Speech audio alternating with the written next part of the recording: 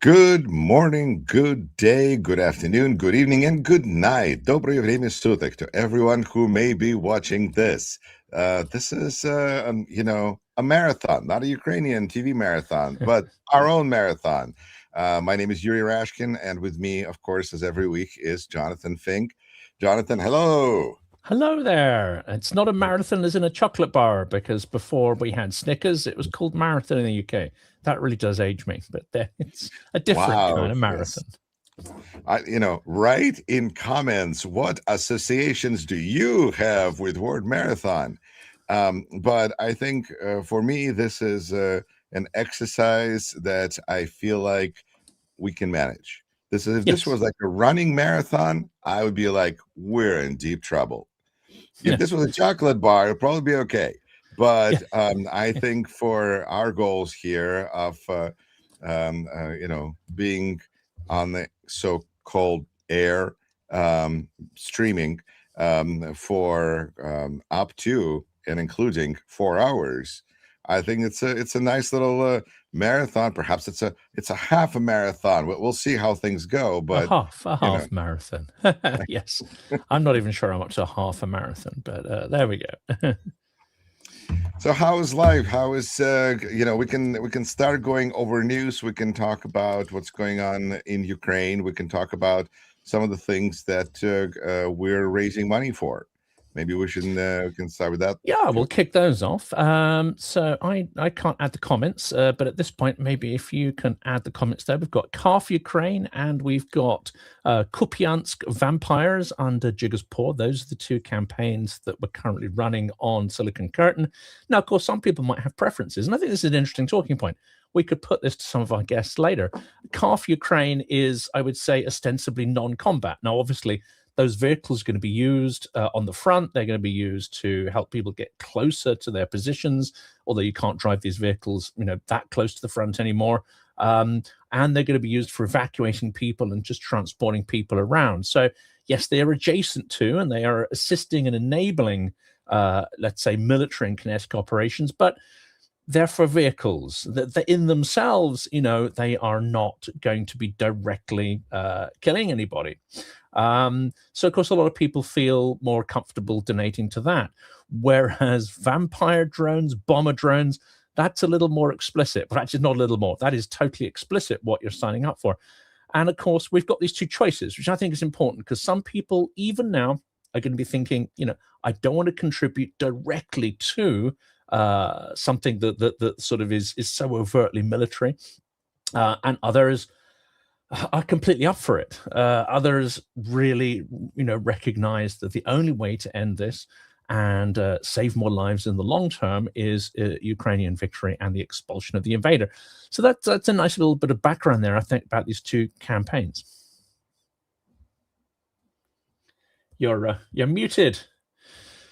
Yes, and we have the description of these in the description to the video. Links to these in the description to the video. And I will also mention that I have a couple of, let's see. This is the fundraiser. His QR codes are an amazing thing. So this is the one that I've been raising money for with Roman Cymbaluk during our last stream. So if our audience would like to partake in that one, that is awesome. Then you'll be supporting project that Roman Cymbaluk is supporting, and then and those are definitely military related and centered. And I welcome I love when people go to those and then they write in comments like whatever they want because did the QR code work? And then another one is there's a couple of groups that I was in Germany, like when Jonathan and I connected. And met with a couple of people involved with groups that are raising money for power generators in Ukraine. And that is a really big thing as well. So there's two groups that I've connected with, and they're doing the exact same thing because basically they're raising money, but they have connections in Ukraine. They want to make sure that things go well. So they have, so each of them has their own connections in a big country. And so there's one group with blue QR code, and there's one with black, and they're both in Düsseldorf area. And I think they're, it's important. There's a really cool story there, I guess, but it's just as an immigrant, I understand that when people leave a country, they want to become usually part of the new culture. They want to build a new life. They want to have not necessarily part of a new culture, but they want to build a new life where they're concerned about things that are surrounding them, and things that are happening back home start to fade away over time. And I think it's just really important that there are people that Ukrainian diaspora is doing such a good job, I would say, overall, in helping Ukraine. And I think that's really an important part of diaspora, is to help whatever may be your native land, is to get better and help it and support it. And in this instance, you have people who are raising money for power generators, even though they live in Germany for years, some of them for many years. So I think that's really awesome and admirable. And I invite everyone to support and always to comment. Absolutely. And it's never been more important. Now where we are at, I guess what could be described as a bit of an inflection point. And I don't know what what you've called this episode, but I think I very consciously, what I've got here, I've got a dancing ballerina, and the title is Let the Swans Dance. Now, some people are going to get the reference. Put in the comments what you think that reference is to. I think most people who've been following the channel, or what's going on, or taking interest in Russian history, will understand that reference. But let's have a bit of a comment thing sort of going before I sort of explain my interpretation of that. But Let the Swans Dance, I think, also for me is the sign that we are at an inflection point where Ukraine, despite suffering terrible losses, both civilian and military, and enduring extraordinary hardship, seems to be on the ascendancy, militarily, technically, in terms of the sort of ratio of damage it's inflicting on Russia. And the fact that month on month, the last 4 months, more Russians have been attrited, let's say, use that euphemism there, than their nominal recruitment rate. And that attrition rate is increasing. So this is creating huge problems and will create huge problems. The other significant figure is the net gain of land has flipped, really, for the first time last month. It was edging up. But in March, Ukraine gained more territory than Russia did overall when you calculate all the wins and losses. So take those two figures in together, the attrition rate and the fact that Russia's recruitment numbers have gone down, and the fact they're losing land. Well, this points to me that it's going in one direction. Combine that with the, I say, ascendancy or improvement in Ukrainian tech, volumes of drones becoming available. This is an inflection point. It really is. I agree with you so much, Jonathan, that I am about to will record a video, but in Russian, most likely referencing this inflection point, referencing Winston Churchill and his speech delivered on November 10th, 1942, marked a pivotal shift in World War II following the Allied victory at the Second Battle of Alamein. What did he say? This is the end of the beginning. And I think that this may be the inflection point, the name, like possible name for this inflection point, the end of the beginning. Because I agree with you, even though the situation seems on some level as brutal as ever in Ukraine, because you have attacks by drones just the other night, and I may, that are brutal, that are deadly, that are barbaric, that are really more effective than we wish they were, by far, obviously, whatever. So, but at the same time, it feels like Ukraine is able to actually manage the threat of the Russian army invading and taking over, because the statistic that I saw is that 96 or 94% of all Russian casualties are caused by Ukrainian drones, which tells me that this is just an incredible level of control over the battlefield. 70% sometime last year. It started to edge up to 80% reportedly, earlier in the year. We're now up to 90, 95%. I mean, these are all estimates, of course, but it's you know, it is gathered from battlefield data. There's no I mean, single that really reliable matters. figure, but yeah. Yeah, sorry to interrupt. I just thought, you know, it's a really important number because it tells me that a lot of questions that people have had about what's going on in Ukrainian army. How's morale? How's this? How's that? Well, I mean, it would be nice now that Hungary had elections and Ukraine can perhaps get that money that it's been probably counting on, I'm sure. It's going to help a lot of things. But when we're looking at this mechanization, robotization of the battlefield, then it seems like the focus needs to shift to protecting population centers. It really is, in you know, just kind of battling Russian menace in stages.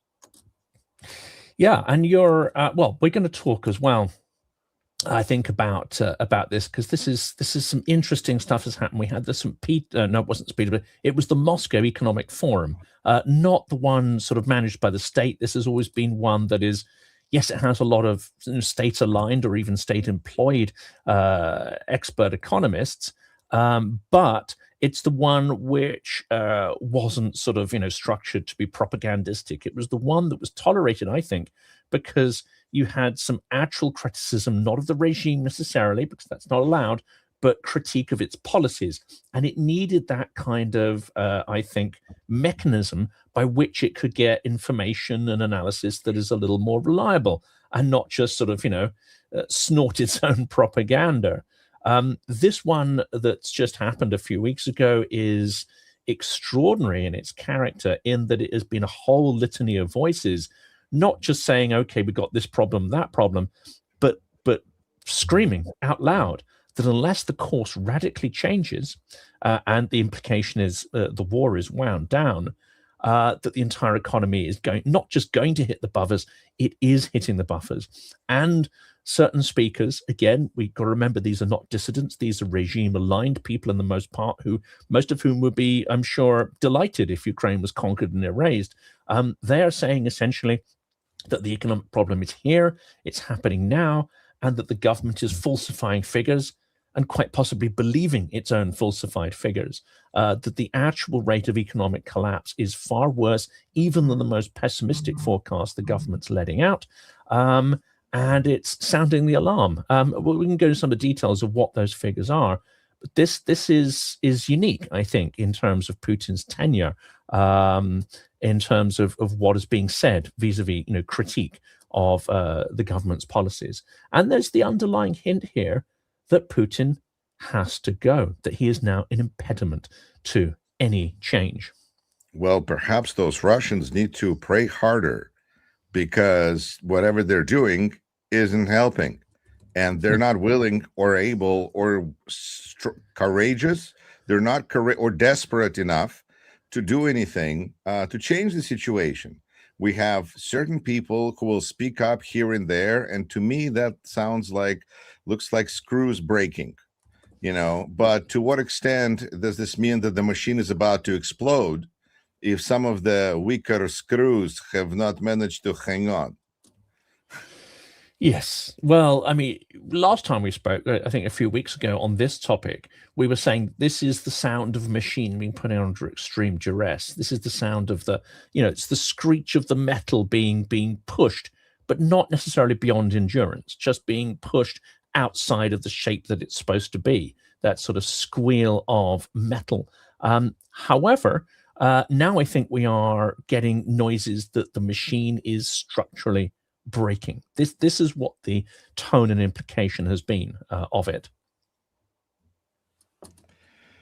And, well, you know, I know that there's popular people that talk about Russian economics and Russian economy, and again, there's periodic, you know, I don't know what the term is, what is the correct verb to describe the screams and yells, protestations about policies, God forbid Putin, but then it goes on. So yes, I mean, okay, there's a lot of unemployment that's expected in the summer. Okay, you know, Russian people, they're not hunters, they're more gatherers. they're more a society that's built on, if you look at Russian cuisine, they cook out of things they found in the forest, berries, mushrooms, they'll just run away. They're not going to be like attempting to change anything. So then the question is, will they be willing to go to war and get fed to the god of Putin, because they'll be destroyed, because that's how things are. It's automated practically now. They can just like step in onto this escalator of death, and it's a few steps and bump. And I still have no faith in people in Russia to have whatever it is I described, and whatever you think it is in comments, balls to go up against Putin. I'm not sure I would be if I was in their position. In fact, my position has always been, I agree with my parents, the only thing you can do in Russia is leave. But if they're staying there, then I guess they must like it.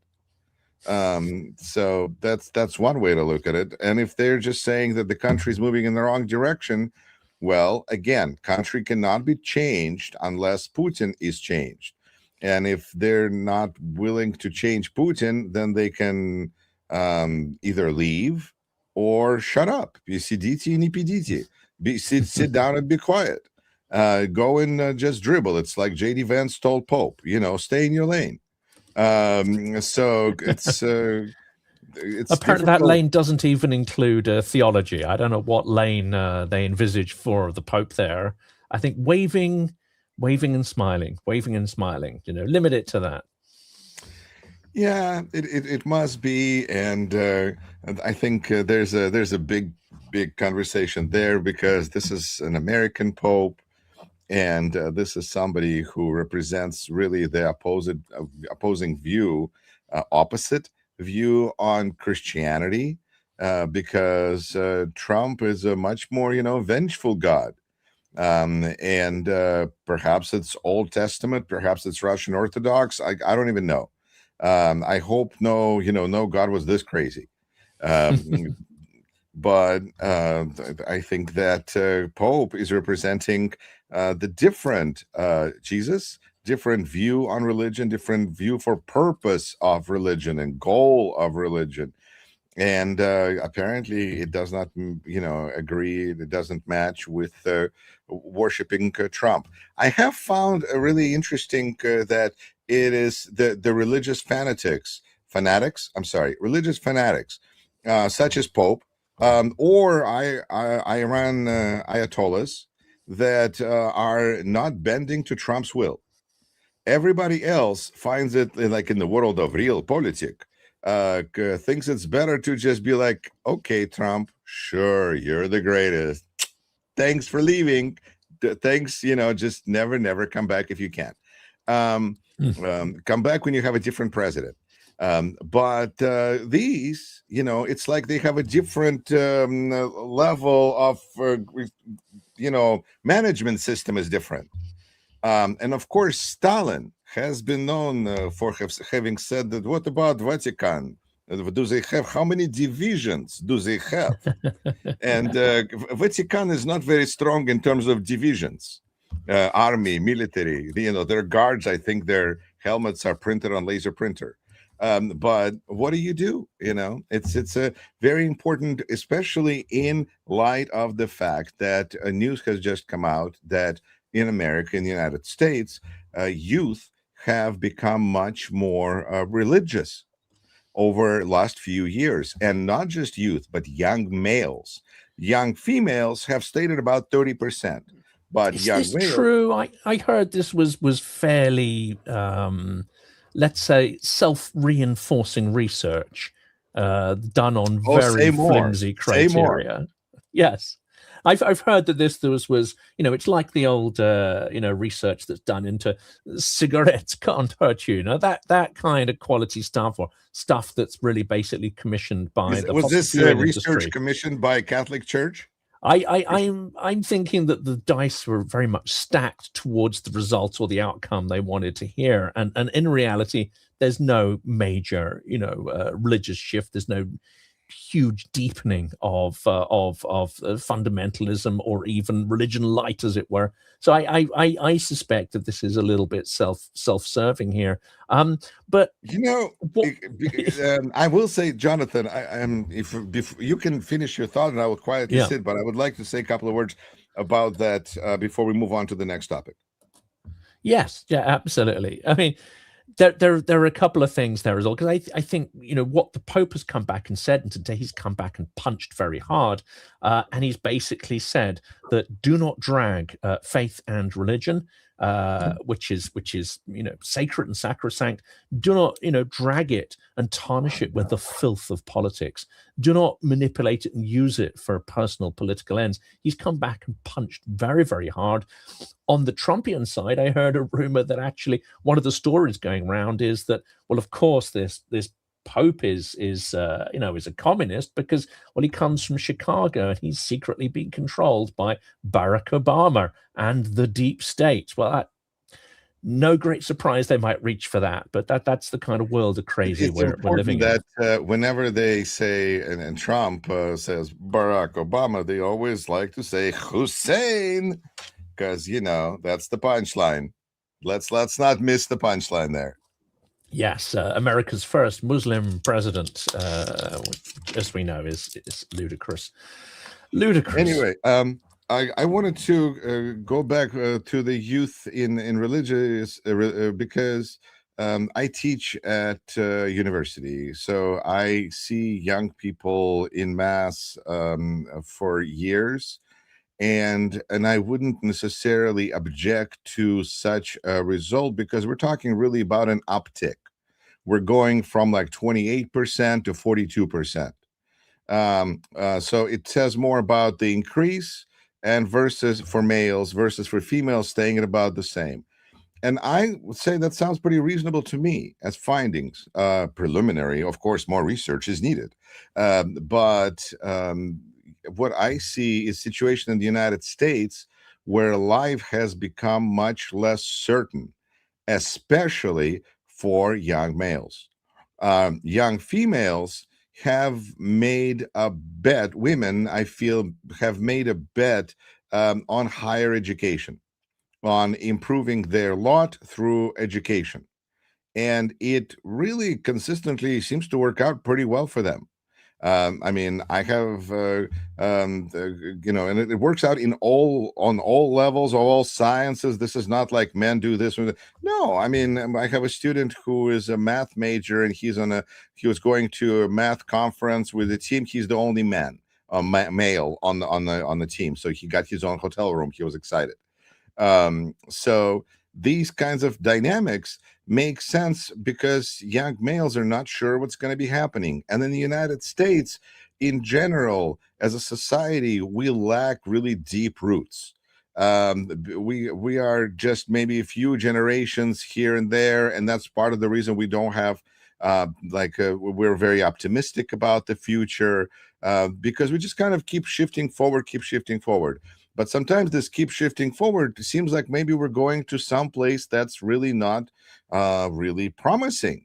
And part of it is AI revolution, because young people are starting to see that they have to compete against the technology that's really does a lot of what they're going to be expected to do in their first jobs. And so they're really, everybody's nervous, but young people and young men in particular. Now we have uptick in world uncertainty as far as war possibility. And this means in the United States, if young people start asking and their parents, is there going to be draft? And so those kinds of questions. But I think it's just a bigger outlook of what am I going to do with my life that slightly more males have now than before. That seems to be reasonable to me. Now, the other part here is the religion. That doesn't necessarily mean that having decided that they need to have faith in something around them and having decided to place it in a religion or in God or a higher being, that doesn't necessarily automatically makes them conservative, which is important to understand. And that's where Pope is so important, because if he provides that alternative vision for what a religious person may be, right now with young people being, becoming potentially more religious, it's never been more important.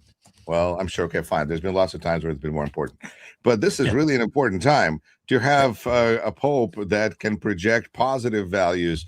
Not to mention for Catholic Church, there's jokes in the United States that both Trump and Catholic Church share problems of, history with children. So, I mean, there's, if you want to go that direction, it works in all directions. There's been a lot of popes, there's been a lot of priests, but right now, Catholic Church is getting to be more popular in the United States and becoming more popular, not just because of Latin Americans, but also because of this Pope and the last Pope that have really had a strong appeal to people in the United States.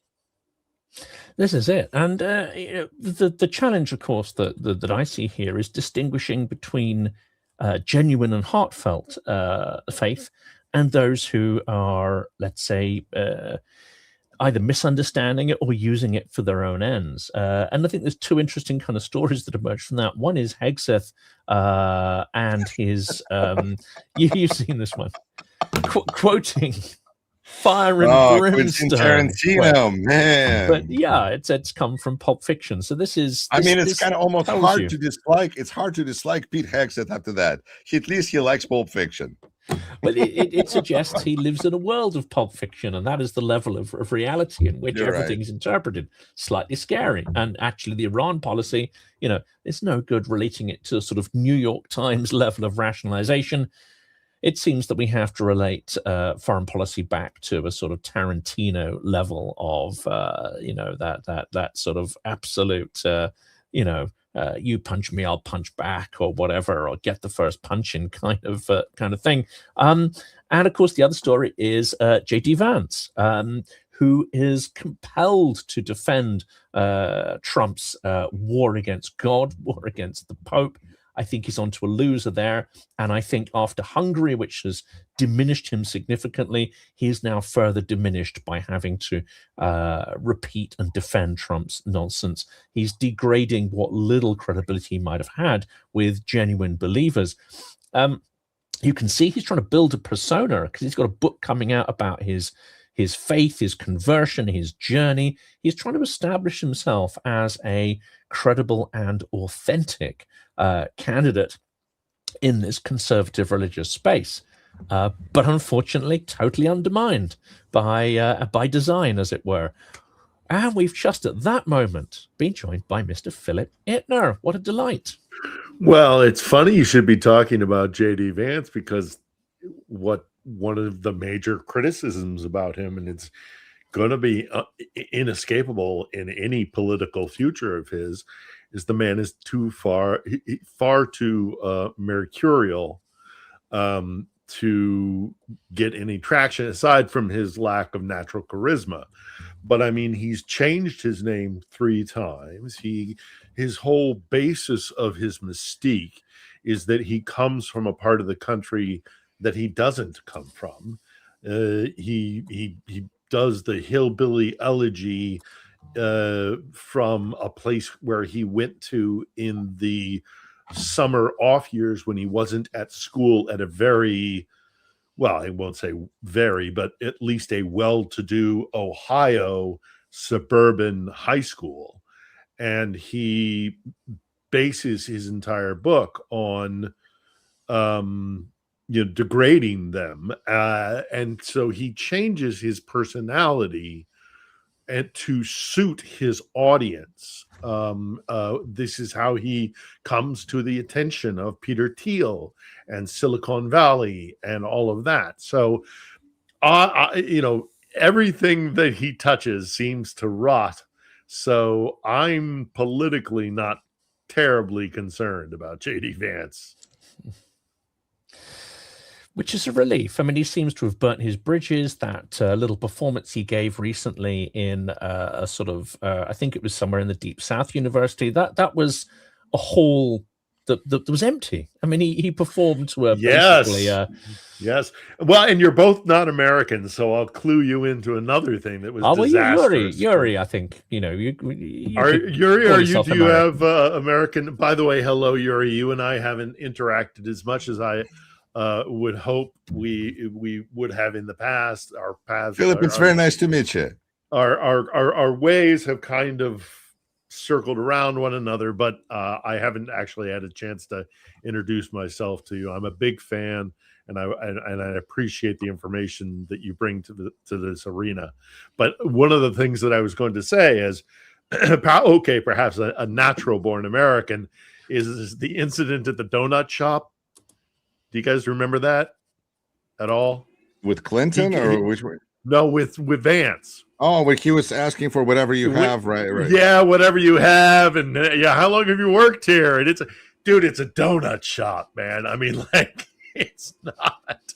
He was so socially, awkward that to an American. Well, I mean, there might be a reason why he's, if he's friends with Peter Thiel, and Thiel, who also looks very, antisocial. So maybe this is like on that they connect. But JD Vance, I think, is a really an amazing turnoff. I feel like backstabbing is his like unifying feature. In his book, he backstabbed all the people that he grew up with. In his career, now he's a brand new Catholic because he's a Catholic since 2019. He's already backstabbing with a Presbyterian church on the cover of his book. So who is he backstabbing at what point is the only question. But I guess the different question that I'm now trying to figure out, maybe you gentlemen can help me. Do you think that Trump is trying to screw JD Vance because he doesn't like him anymore? And so he's setting him up to like lose the Catholic base, show himself as a failure in negotiations, a failure on the world stage, anything just like, or is Trump just, he's got a problem. So he goes, who's going to go? Who's willing to go? JD Vance, you go. Or maybe Iran said that they wanted JD Vance because he's anti-war. This was the Scaramucci's theory, I think, actually, on that one. Yeah. Well, he doesn't seem to have done it to Rubio, which I think is worth noting, because some of the things that he threw proverbially under the bus for JD Vance could have easily been done by the Secretary of State, and really in many ways should have been done by the Secretary of State. A political protocol would actually indicate that it should be the Secretary of State that starts these kind of things, and then you bring in the executive, whether it's the vice president or the president himself. But the State Department should actually be the one that initiates so much of this. Actually, even before that, we go down to the ambassadorial level, and this is political and diplomatic protocol, and they have gone from 0 to 100 by throwing in the second most powerful man in the executive branch of the United States. So it does make me wonder whether or not this is purposeful, and that Trump, for whatever reason, has decided that he wants to scuttle his vice president, because he doesn't. He should have been doing it to his Secretary of State, So why go straight to VP? So it makes me question.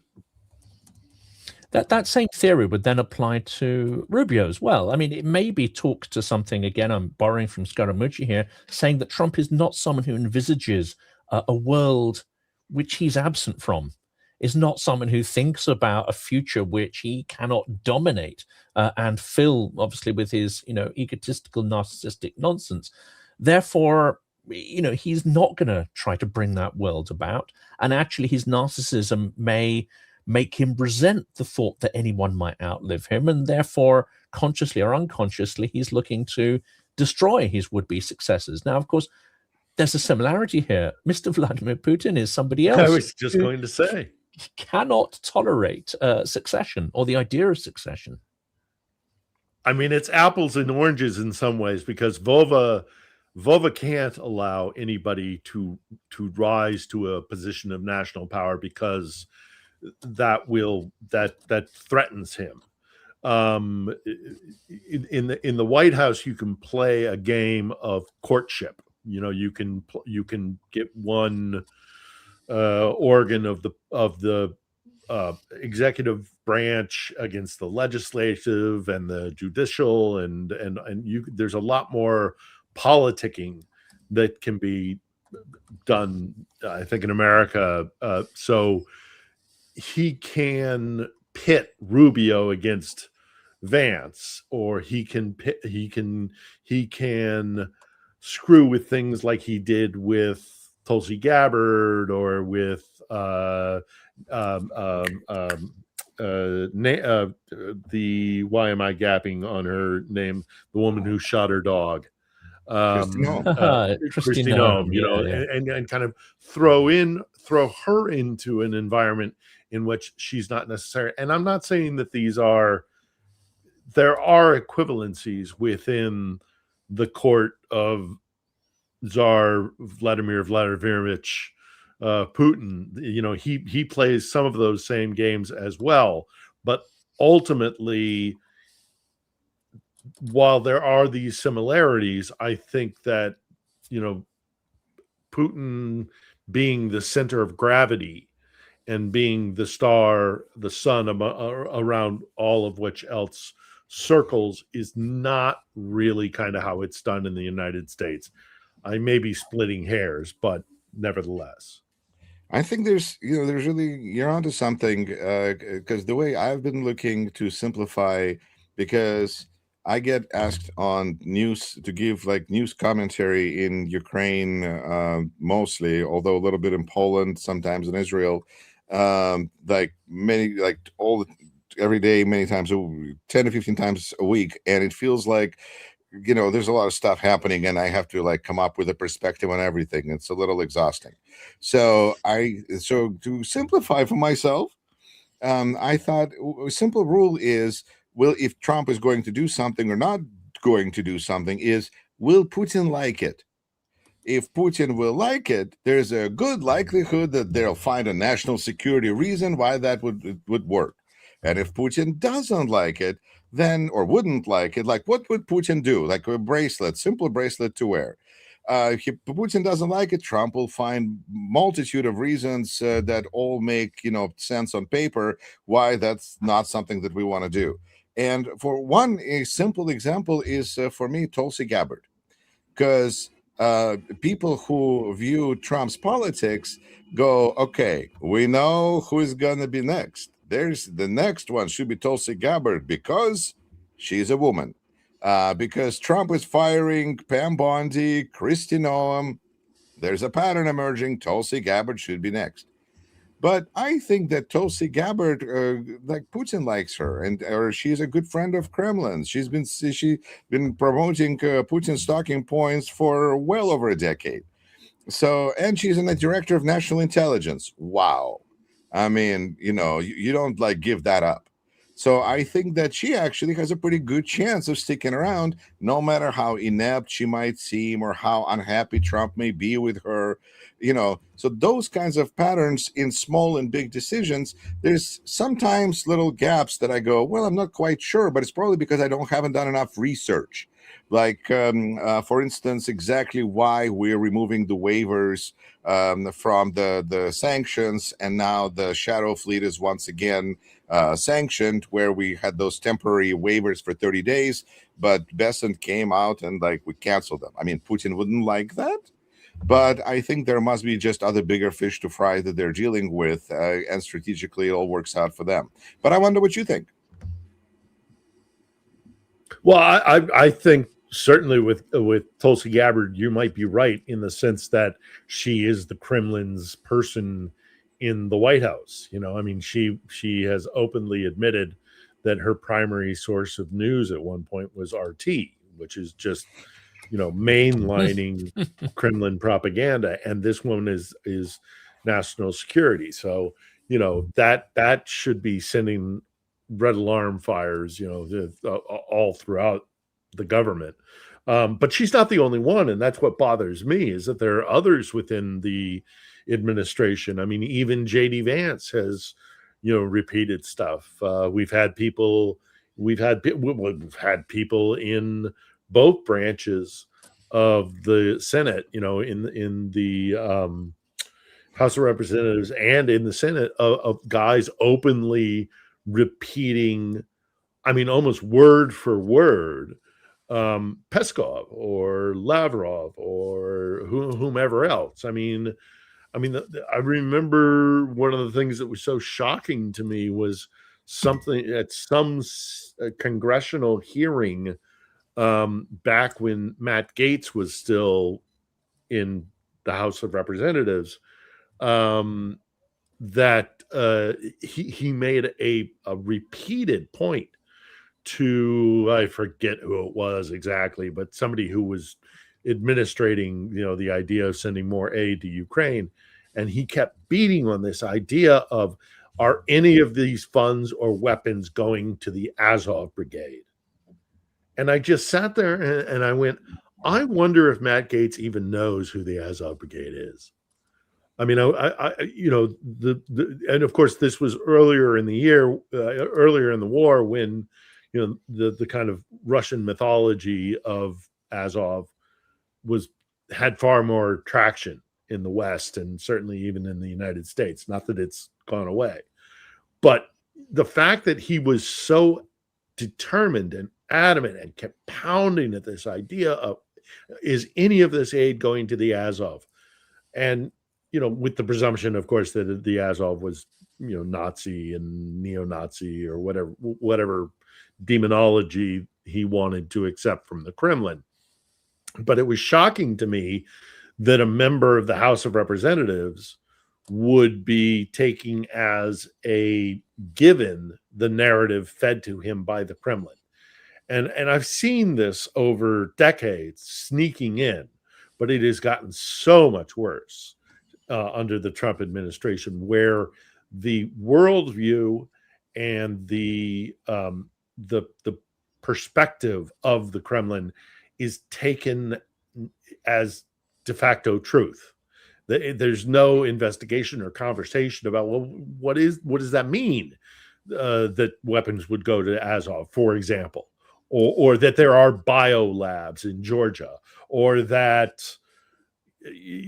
take your pick of all the stuff that comes out of the Kremlin would be accepted as a given in our body politic in the United States. But it has happened, and it's the political scene, it's industry, it's culture. The information war in the United States has been extremely effective, and it plays into conspiracy theories. It plays into America as kind of a terror state, a power broker, all the things that Putin sees about how the world operates is regurgitated by a certain sector in the United States as gospel. And I've seen that transition happen in my home country, and it's been extremely disturbing. And now they're in the White House. I mean, it reminds me a little bit. There's a nice comment in the chat here about surely this idea of a sort of right-wing conservative militia in Ukraine, surely that should be incredibly attractive to MAGA Republicans. But there's a kind of irony in there. But of course, it's back to the sketch, the Nazi turning the other one and saying, "Are we the bad guys? Were we really the bad guys? Are we the baddies now?" Right. Yeah. But if we look for consistency in this, I think we're on to a loser. To me, this is just this is like a marker when person says those kinds of things or starts reciting Fox News propaganda or whatever. And I go, "Oh, I see where you eat. I see where you drink. Okay, good to know." Yeah. Yeah. You can hear it in the subtext of it, and you know where it comes from. But unfortunately, it's been again so insipid that it's not even a point of debate. It is just accepted that the world should be divided. Right. Yeah, that the world needs to be divided by power centers, and we, by by helping Ukraine, are going against the natural system of how things should work, and that is that there should be these major, sectors of power. And oh, by the way, America and the West have been doing all these terrible things in the former Soviet Union and provoking Russia and all of this. It's all the West's fault. And of course, Ukraine has no agency, but if it did, it would be filled with Nazis. And all of this narrative being just kind of absorbed and not questioned is something that has deeply disturbed me in America. What's interesting is that narrative is being challenged here because people that are carrying this narrative are also talking about they are the ones that are being blamed for the price crisis, let's put it this way, in the United States. And so we have an interesting, like the whole idea with Trump being Jesus and then offending everybody all of a sudden. I think it's because his base is losing money. And now that they're losing money, they're like, and what did he say about Jesus? Wow. Now, I think if he was making them money, then I think they if they were feeling like there was more jobs, they were getting paid better, life was better, they'd be like, crazy old man, he's just having his fun, whatever. But life isn't good. And I think that failure, and maybe the same we saw in Hungary, where it's the economic collapse that is more important than anything else, than support of, I guess in that case, support of Ukraine did matter. But the United States, it was mostly about, we just wanted the eggs to be cheaper. And when the people that said that didn't work out, whatever else they were selling, we don't want any of it because we wanted the eggs to be cheaper. Does that kind of make sense? It does. Again, we can maybe relate this back to what's happening in Russia, and we're having all this disquiet amongst apparently the Z blogger community. They're starting to speak out. Well, the trigger, of course, was the repression of the internet, repression of Telegram, and of course, they will frame it as a kind of inverted kind of freedom issue. No, it's attacking their revenue. It's attacking the platforms through which they make money. It's denying them the ability to make money. These are squeals of pain that are hitting their revenue. And I think the interpretation around Tucker Carlson, who flipped very early, Candace Owens, Alex Jones, all the others, is that Trump's no longer making them wads of cash. They have to find another narrative that resonates, that's going to keep that sort of gravy train going. So there's a direct relation to how the Z propaganda milieu works.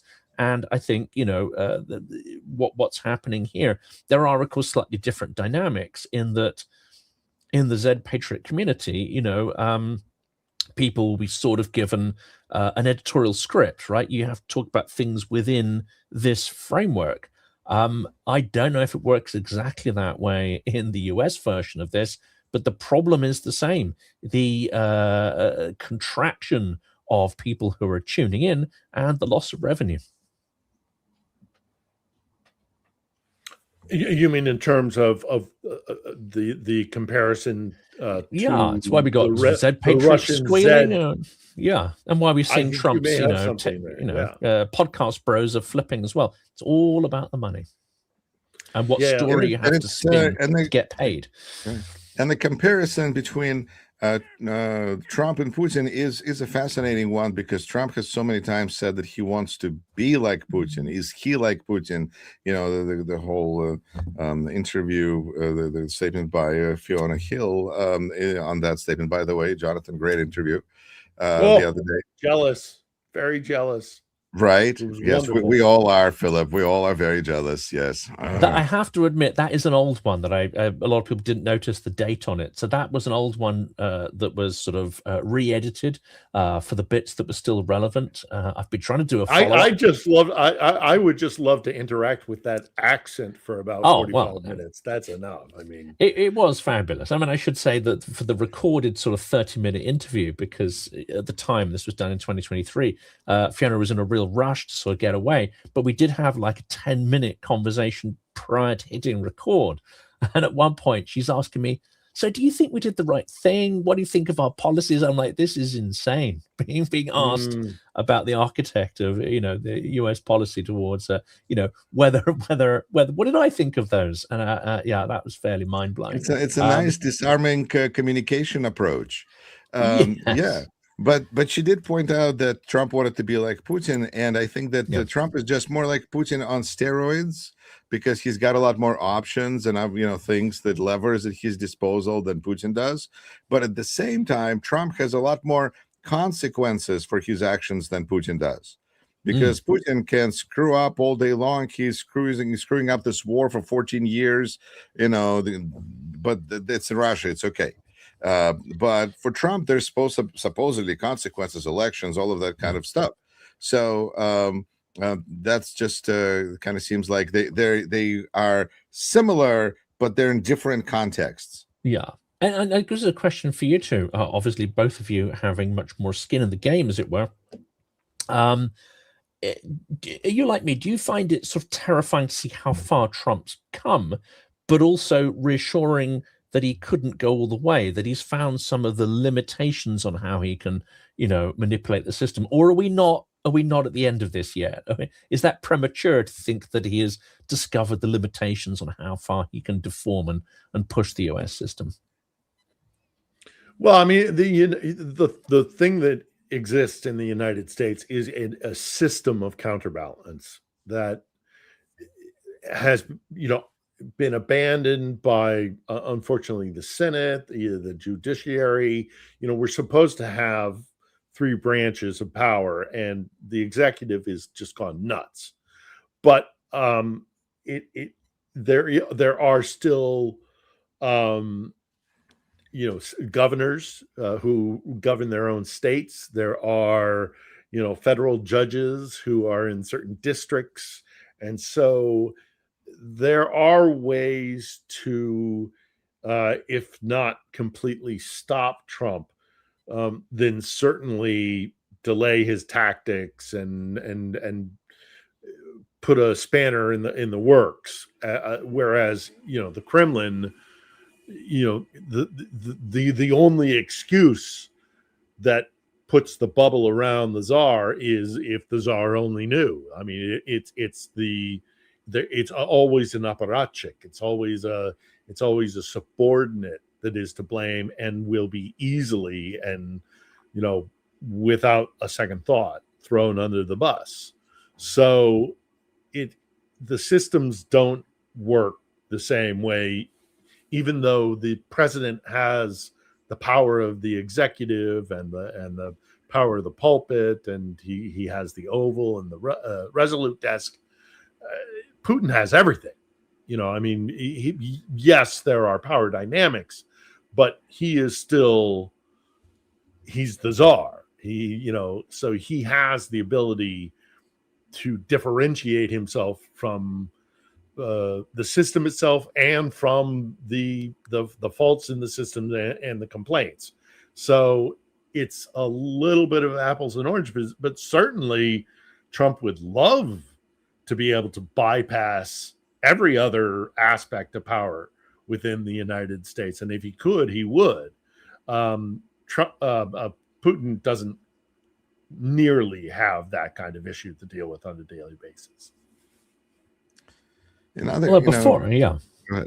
Before you joined, Phil, we were talking about the Moscow Economic Forum, and it sounds like for the first time we are getting some rumblings, however, of discontent in the Putin system. Not that it's out revolution or whatever, not that any of these people want to overturn the system, the vertical of power. Well, I remember Voloshin and Yeltsin, And when there was blood in the water, the sharks began to circle quite quickly. So I'm sorry I missed that part of your discussion, because you might very well be right. Between the Z blog, millisphere or whatever it is, grumblings we hear within the military itself, or society predominantly young being cut off from their favorite drug that they love, which is social media and the internet, and the how convenient it is to use things like Telegram or the their contact payment for the metro or whatever, like things like that. Though that while not nearly as bad as it was with Voloshin and the daughters in the late 90s, the thing about, and I'll be very careful with this, but the thing is that once that blood, that even that first drop of blood leads to more drops of blood, and then it spreads, and then it gets, and then the feeding frenzy starts.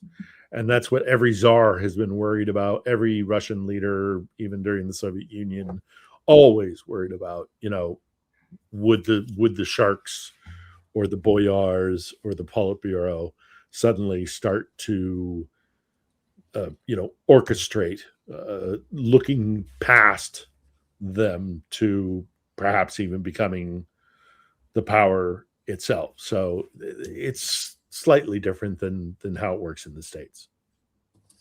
I think that's it. We misinterpret it over and over again. We think that the discontent is arising because of the repression, because of the war, because of this, using our own framework with some kind of political morality. I don't think it works like that at all. I think the discontent arises when the strong man is seen as a weak strong man, when he's no longer able to command fear and keep that vertical in its place and keep people in their places within it. And of course, part of that fear is also the ability to provide sort of largesse and privileges and revenues. And I think that idea of revenues and weakness, once you stop sort of feeding the vertical, and once you can no longer maintain order within that vertical, as you say, that's when the blood and the water is there. That's when people move very quickly, because the last thing they want to do is to have chaos on the one hand, smutne vremena, or lose their revenues, or both. Yuri, what do you think of that little hypothesis here? I don't know. I think that their revenues and all the good things that they're going to lose. I don't know. They're going to survive this somehow, because the thing that makes me that stands out to me about Putin is something that I heard, I think, originally Kirill Rogov, who was a really good analyst, and possibly the best thing I heard at the whole conference I went to once about Russia in 2019 in San Francisco, ACES. And the Kirill Rogov pointed out that in Russia, Putin is the head of the legal enterprise and of the illegal. So he's the main law enforcer agent, and he's also the main crime boss. And so that kind of a duplicative role is kind of important. And so I'm thinking, to what extent is what we're seeing with our president is with his pardon approach, where he can pardon anybody, and so he does that whenever he feels like it. To what extent he's fostering that kind of a Godfather reputation, the fact that he pardoned all the people involved in January 6th, and so on and so on. So it's an interesting dynamic. Again, if Trump wants to be like Putin, then what does that look like? It's fascinating. But I think that Russia, I guess, to just go back to your point, I feel like that the economic pie has been shrinking in Russia for a long time. They're used to eating each other. Somebody survives, somebody goes out the window, and then somebody goes out the window tomorrow. But the pie is shrinking, and to what extent does this mean that they're going to break off in fiefdoms? No, I think Putin seems to still control the whole operation, again, being controlling it on both ends. So I think this enterprise just continues. This, I guess, maybe that's where conversation shifts to: is Russia going to attack Baltic states and NATO? Because maybe that's a good way to distract the conversation from how poorly things are going in Russia, in media and in reality. I don't know. Yeah. Ooh, boy, if he attacked the Baltics, though. I mean, that's our Article 5, cut and dried. It is ultimately that. I mean, that's exactly what it is. So, I take your point, though. I'm not sure the U.S. matters anymore. I say that. I think that there are growing alternatives to the U.S. Being the de facto leadership of NATO. There are other nations, and that doesn't include our neighbors to the north in Canada, and Europe is stepping up its game significantly. Maybe it isn't a NATO reaction. Maybe it's not Article 5. Maybe it's some other kind of allied agreement. But I don't see the West allowing an attack on the Baltics to go unanswered. And by that, I mean non-militarily. There would be a military reaction to an attack. The Kremlin can jump up and down and scream as much as it wants about Ukrainian drones, using Polish and Baltic airspace to launch attacks with drones, to fly through their airspace, and they can jump up and down as much as they would like. But as we also know, they draw red lines quite often, and when those red lines are crossed, at the end of the day, they don't really do anything about it. There would have to be a reaction. The West would have no choice but to make some sort of military reaction to. And now, how effective would it be if say the United States did say nothing to do with us? We don't care about Article 5. As a matter of fact, should have given us Greenland. Should have given us Greenland. Shouldn't have given it. Exactly. You were so snarky about you didn't give us any help in the strait. You didn't send a ship. So screw you guys anyhow. Why should we come to help the Baltics? And that's how it'll go down. That is exactly how it'll go down. You weren't there for us. We're not here for you. Oh, you can totally see it, but it will not be as devastating as I think some are anticipating, because I do think that Europe and transatlantically Canada are very much waking up to the fact that the only way to deal with Russia is to hit them hard. They're bullies, so hit them hard in the nose. So if Russian forces, whether they be air or land, do anything within the Baltics, I don't see a space where the West just goes, it's going to make more of a mess. It's going to make more trouble. Whether that means more aid to Ukraine because this is the front line, or whether that means, actively getting engaged in something going on in the Baltics, I don't know. I that's a crystal ball I'm not willing to peer into. But the thing that I keep hearing is that Gotland Island. Can't ignore it. Sorry? Gotland Island. The thing that I keep hearing last few days is Gotland Island. Yeah. I mean, that would be poking the reverse of poking the bear. I mean, you don't want to mess with Sweden, and in fact, I think the monarch of Sweden, let me write that down. I didn't know that. You don't want to mess with Sweden. All right, don't mess with Sweden. Okay. All right. No, I think militarily, don't mess with Texas, but this don't mess with Sweden. Love it. No, I think Sweden is a lot more, let's say, woken up. And tooled up for the Russian threat than, say, the UK is. Traditionally, the UK would have been the leader, as it were, within Europe. But Denmark, Finland, Sweden, I think, are far more prepared for what's coming militarily. Norwegians. Norwegians as well. Don't fool with the Norwegians. Don't mess with Norway as well. if the Swedes get pulled in, Yeah.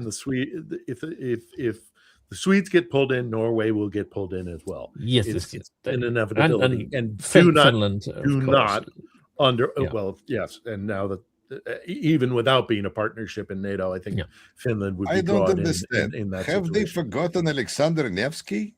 They you know, them and their horses, and they're ooh, you know, that's gonna be, and, well, the lake's gonna melt. It's gonna be what were they thinking?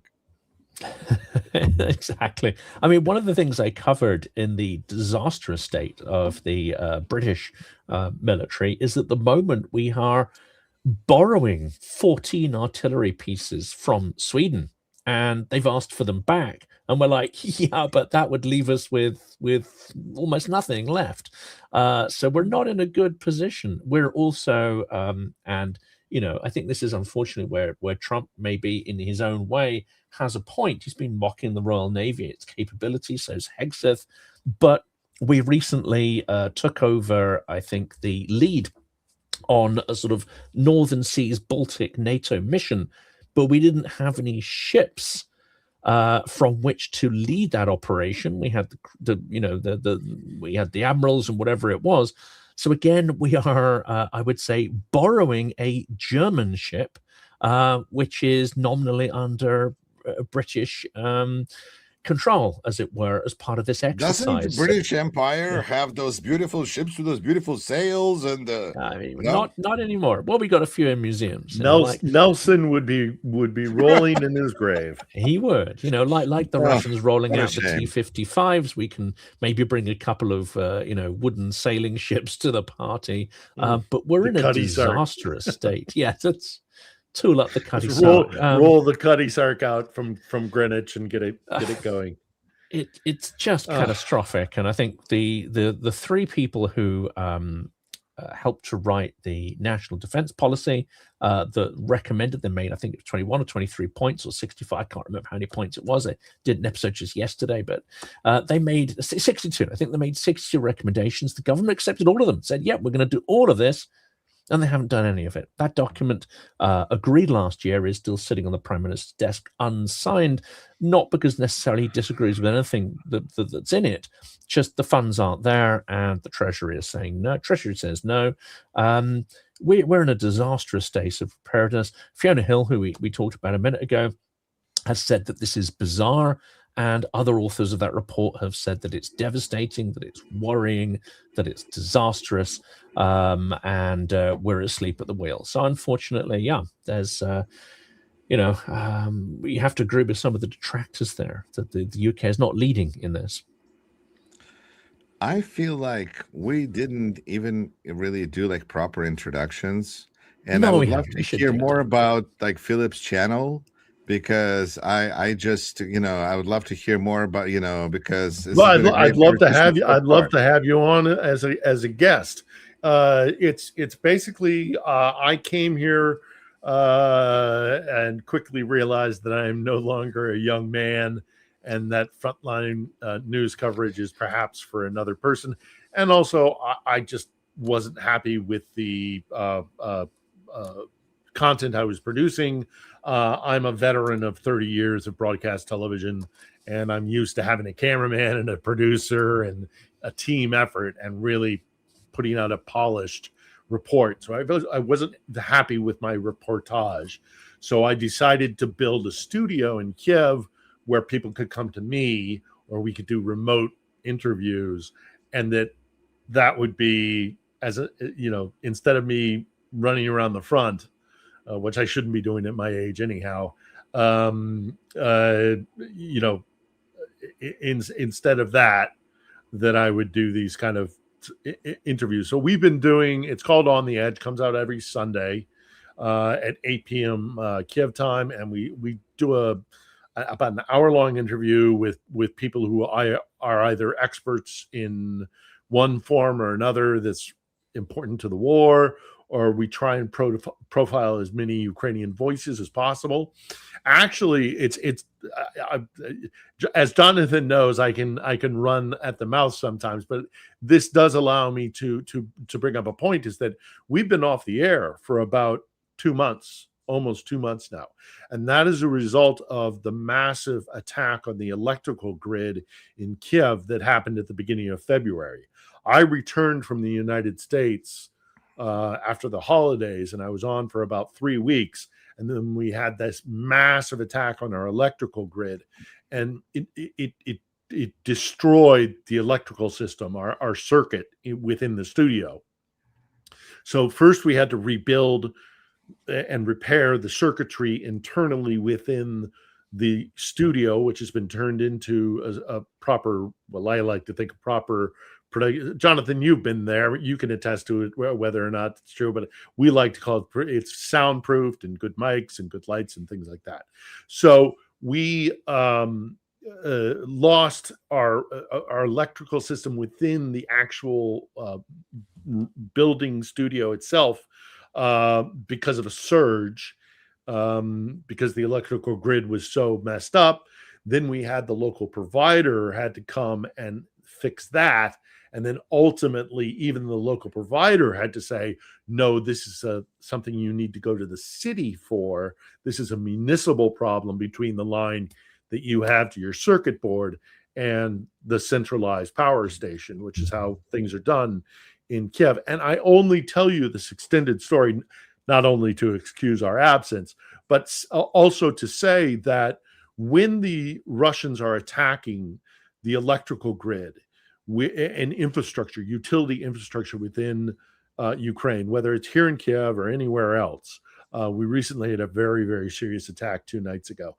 But it is not simply the lights or the signal lights or the things that are used to keep the kind of city working, but it goes down and down and down to certain other levels where it actually, the citizenry is of course deeply affected, and not just like the lights are out for a few hours or a few days even, which of course happens, but it does damage to the actual infrastructure electricians right now are in very, very high demand. They're very busy. It took me 2 months to get 3 visits from these 3 different guys to say, well, okay, I can fix your room. And then the guy that said, oh, I can fix your connection to the grid. But ultimately, you need to have your connection to the central power station. That needs to be fixed. And that took 2 months. So it's the ramifications to society of attacks on our utility, electricity grid, water, heating, things like that. This winter was extremely difficult and extremely damaging to not just Kiev, but I know to a lot of other cities. And I know the Ukrainians civil engineers are going to be scrambling now that we have better weather so that we're prepared for next winter. But I am deeply afraid of, if this war, sadly, and it does look like it, will continue into another winter, this network, these utilities are at the near breaking point. So, but we are, for now, we have our first episode with the wonderful Natalia Lutsenko, who does the English language version of Ukraine 24. She does a lot of work for them. She is our guest this week, and we are finally back on the air. I am extremely proud of my team. I am extremely proud to say that we're back. And if I can have a little bit of hubris, the Russians aren't going to stop us. We're going to keep trying to do the information war. We're going to do the same thing that both of you are doing, I know, and that is bringing consciousness to the Ukrainian conflict, what this means globally, regionally, and all the rest of it. But also from our own part, our priority is to humanize and profile Ukrainians and people with unique Ukrainian voices. So there you go, Yuri. And again, I did warn you. Jonathan knows very well I can get on my soapbox. Oh, that was great. I actually have a couple of questions. First of all, can you say a little bit more, share, since you are in Kiev right now? What has it been like especially the last few days, where it seems like Putin has been turning up the pressure, and you're still there, and I salute you for being there. So can you be a two nights reporter? ago? Yeah, go ahead. I'll put on my reporter hat again. 2 nights ago was horrible. I mean, really deeply intense. We had a strike within Podil. Those of you who know Kiev know that Podil is a very, very central, very high density population area. It's kind of seen as the bohemian part of Kiev, and they took a hit to a high rise. Last I saw, it was 5 dead there. I know they hit into Dnipro as well, but I can only personally attest to what happened here in Kiev. And it was, as happens, it doesn't happen as often as perhaps some perceive, but I would say almost on a weekly to a 10-day basis, somewhere at that period of time, you'll come under heavy attack, and it's a terrifying feeling, and that's not to say that we also don't get air raid sirens every day warning us of potential attacks, which of course affects your psyche. There's a massive toll on your mental health. The society is holding up, but it is strained, deeply strained. You walk down the streets of Kiev and you see people on their mobile phones or cell phones weeping into the phone, and you don't really have to ask why. You see young men walking the streets with, injuries that are either, being healed or are so grievous that they're now using prosthetics or crutches or missing limbs or what have you, and that constant drone of the air siren, which is psychologically so damaging. The people of Kiev, the people of Ukraine have suffered and continue to suffer at a really extraordinary level. And yet everyone, I was just down in Podil myself to kind of wander around and see if I could find this building. I didn't in the end, but I went in to have lunch and a beer at a little pub in Podil, and struck up a conversation with a guy between his, bad English and my bad Russian. We had this, conversation about, so much of this. And we both kind of sighed and said, but what can we do? What alternative do we have? So they. But you do have an alternative. I have an alternative as an American, but I'm an idiot. I made a promise. I was on Maidan in 2014, and I stupidly made a promise to the people on Maidan that I would win and not if, because that's how it was always proposed to me, was when the Russians come, please don't forget about us. Because that's been tragically part of Ukraine's history, is that the West has either forgotten them or has used them as a chess piece in a larger imperial game that they play with, going back centuries, whatever empire you want to talk about, Austro-Hungarian, Polish-Lithuanian, Russian, of course, Ottoman. So many empires have crossed through this land and abused it. And I was on Maidan, and I foolishly, when they said, "Nie zabывай nas," don't forget about us. When they come, don't forget about us. Because we've been forgotten about, we've been abandoned before. And I stupidly said, "Ya Bashayo," I promise. And so when the full-scale invasion happened, I got on a plane, and I'm too old and fat to run around on the front line, but I've got 30 years of broadcast news journalism under my belt. So I decided to bring those skill sets to bear.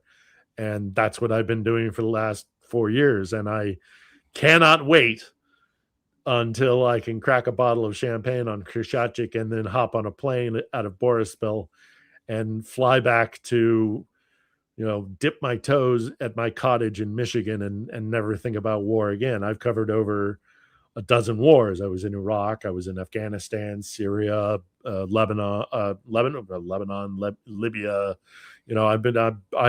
I've been in many, many wars. And I had hoped never to see another one, but I was on Maidan and I made that damn stupid promise. And so I'm here and I'm going to stick it out with them. Not only because of that promise, but as I think you both will agree, this is a woefully underreported story, and it is a story of great importance. And it's our obligation for those of us who see the threat and see the consequence of a loss. I don't know what that means, but let's just use that word temporarily for now. A loss for the West to an ascendant Putin Kremlin would be disastrous for everybody. So I'm here because I promised, and I'm here because I believe that this is probably the most important war I'll ever cover, and that includes Iraq and Afghanistan. So there's a nice comment here. How long before Philip gets bored at his Michigan lake house and is off? Right, something again. As I said before, I decided to come to this stupid war because I had hoped I'd left war behind me. That in order to avoid getting bored, I would do things like documentaries about nice things instead. Like the migratory pattern of the monarch butterfly, or the history of the Pacific Coast Ocean, or Pacific Coast Highway, or the story of the Edmund Fitzgerald or something. I don't know, something that doesn't have to do with global geopolitics, war, death, pain, destruction, all the rest of it. So I hope I won't get bored. I suspect I won't. I've had a stomach full of war. So yeah, I was saying Michigander, Michigander and a Californian next. Before we go further, let's get the fundraiser links up if we can from the comments from time to time, because I think it's worth reminding people. We always see, the donations spike up a little bit when those are on the screen. I think they're going to be somewhere in the comments list. There we go. Absolutely. Yep, we got a couple. So been trying to cycle through them. The other thing, Philip, that Jonathan and I started discussing is Jonathan calls it an inflection point. I call it the end of the beginning, but you're actually living in it. So can you tell us, is this just perception, where it looks like while Ukraine is suffering, civilians are going through this difficult life, at the same time, Ukraine seems to have gained control over the front, where front lines where 94 to 96% of Russian invaders are now killed by drones. So does it feel like there's something changing, or does this feel like this is just a story of Ukrainian resilience? Well, being in Kiev, it's a little bit hard to answer that, because people in Kiev do tend to be a little bit distanced from the actual fighting. But I did go to a near frontline position about 6 weeks ago. I went along the Zaporizhia front area. Still can't say exactly where, but it was about 15 kilometers off of the zero line, and I spent it with drone guys, and I saw how the drone, but it was a battalion of drone operators, and I saw how they operated, and I saw their adaptability, I saw their capacity of what they can put out on a daily basis. I saw how they coordinated and did command and control. I saw how they did logistics. again, I've been covering wars for over 20 years, and I see how armies work. I see, all of these factors, again, command and control, morale, take your pick. And these guys, they were working 24/7. Some were 3D printing drones. Some were operating on modifying drones, taking pro-am drones and swapping out the Chinese chips because they didn't trust them with domestically created communication and control chips.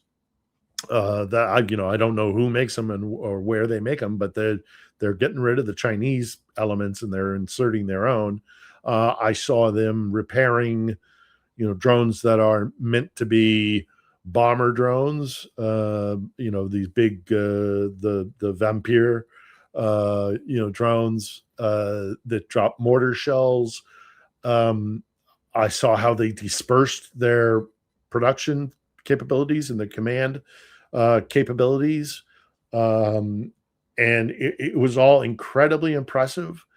And it was, the morale was high. They were determined to continue fighting. They were very much involved with the point of being like 15 kilometers off the front line was that they could get an order from a frontline position saying we have X, Y, or Z element coming at us, whether it's armor, mechanized infantry, large scale infantry, individual infantry going through tunnels and trenches. So we need an FPV drone for those guys. We need those guys who are in a bunker. We saw them go in there. We need an FPV to fly down into the trench and hit those guys. Oh, there's a piece of armor. There's a BTR that's coming from this direction. So what we need is something that can drop heavier ordnance. And it was all extremely well coordinated and organized. And again, the morale was high. It wasn't, nobody was having a vacation, but they were determined. They were optimistic, within reason. But nobody was talking about retreat or surrender or, giving up, basically. They were going to hold that land with whatever they possibly could. And they were going to try and take back as much territory as they possibly could. Going out there and talking to those guys gave me a shot in the arm. I still think the people of Ukraine are dead set against coming under Moscow's thumb ever again. I've been to the front lines out in the east. I've seen the fortifications leading up to the fortress cities. They fight over Chasiv Yar or Pokrovsk for months on end and lose tens of thousands of soldiers, and they gain very, very little. And that's Chasiv Yar. That's as I say, Pokrovsk. What's going to happen when they get to a town like Kramatorsk, Sloviansk? Those are cities that are built for hundreds of people, and they're heavily industrialized. You have factories, you have smelting plants, you have coal kind of refinement, and these factories that work with sifting out coal. All to mean it's heavily industrial, and those could be turned. They say they're fortress cities, but if the actual contact between the armed forces of Russia and the armed forces of Ukraine actually did come to conflict within those fortress cities, it's going to be a long, hard fight. I can't say for sure that Ukraine would win it, but it would come at a massive cost to the Russians, and it would be months and months of fighting. And then there are, then we go in further into what they have is defense in depth. They have long trenches and anti-tank positions and things and the landscape of Donbass, much of Donbass, are these wide open sloping plains with no cover whatsoever. And then it comes to kind of like a bocage, comes to a row of trees. And then the process begins again and again and again. Long, low gradient, sloping open fields up into a division line, where all you need to do is put a bunch of Ukrainian guys, with javelins in those tree lines and trench lines, and any approaching Russian armor is going to be absolutely exposed. And that's traditional warfare. Then we go into the drone warfare. All right, Philip.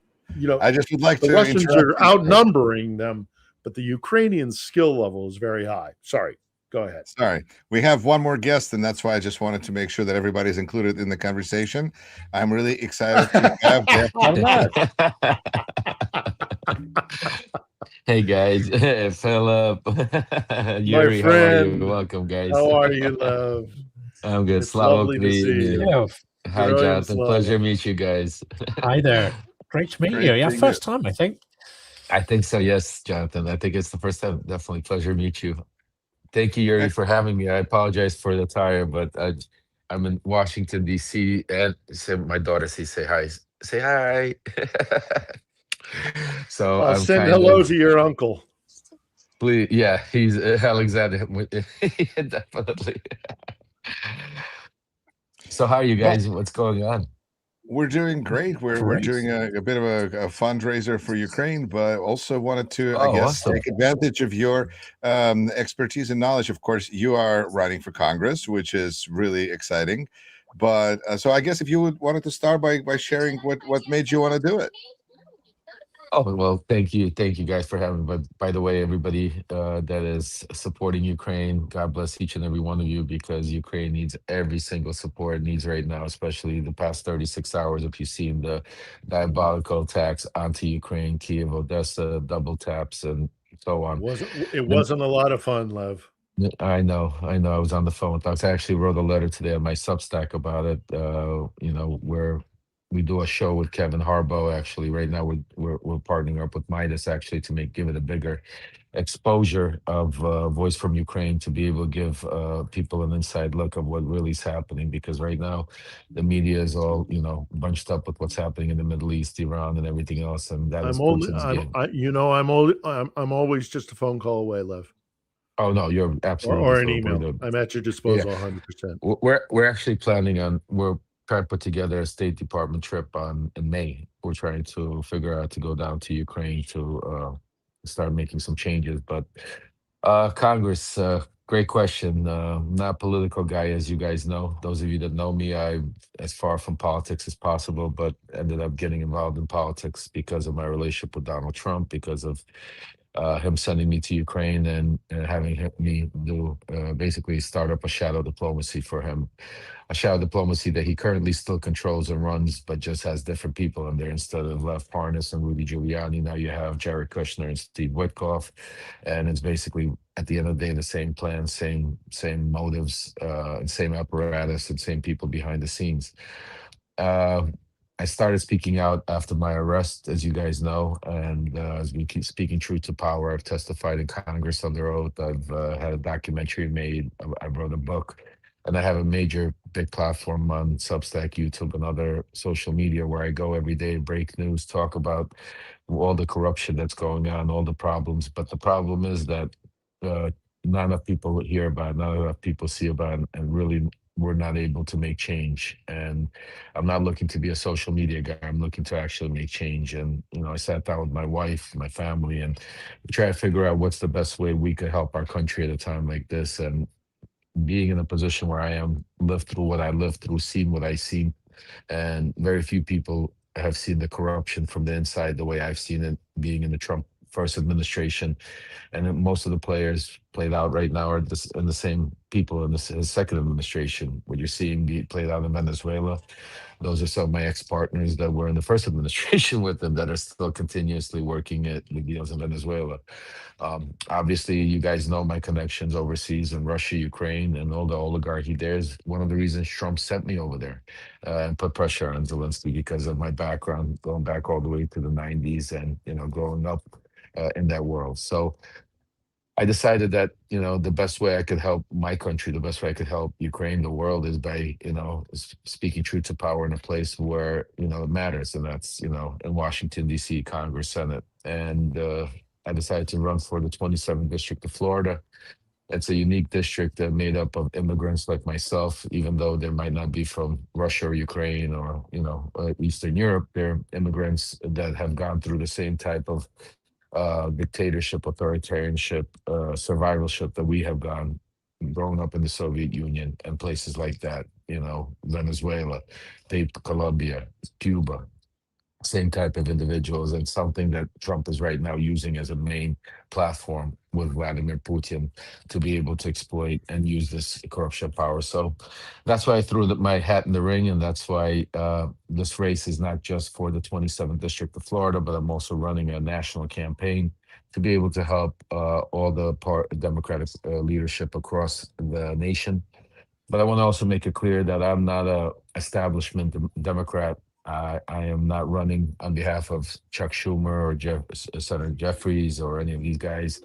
The establishment needs to go. This is, I'm running for a new Democratic Party, a Democratic Party that needs leaders, people that are willing to stand up, fighters, young blood, not the old corruption that's been sitting there for 30, 40 years, making backroom deals behind themselves and, using that, money to be able to enrich themselves in the trading. So that's the main reason I chose to run. That's fantastic. Can I jump in, Yuri, and ask get a first question in there? Because Lev, I follow you, I follow Anthony Scaramucci to try and get an idea of what's going on in Trump's head.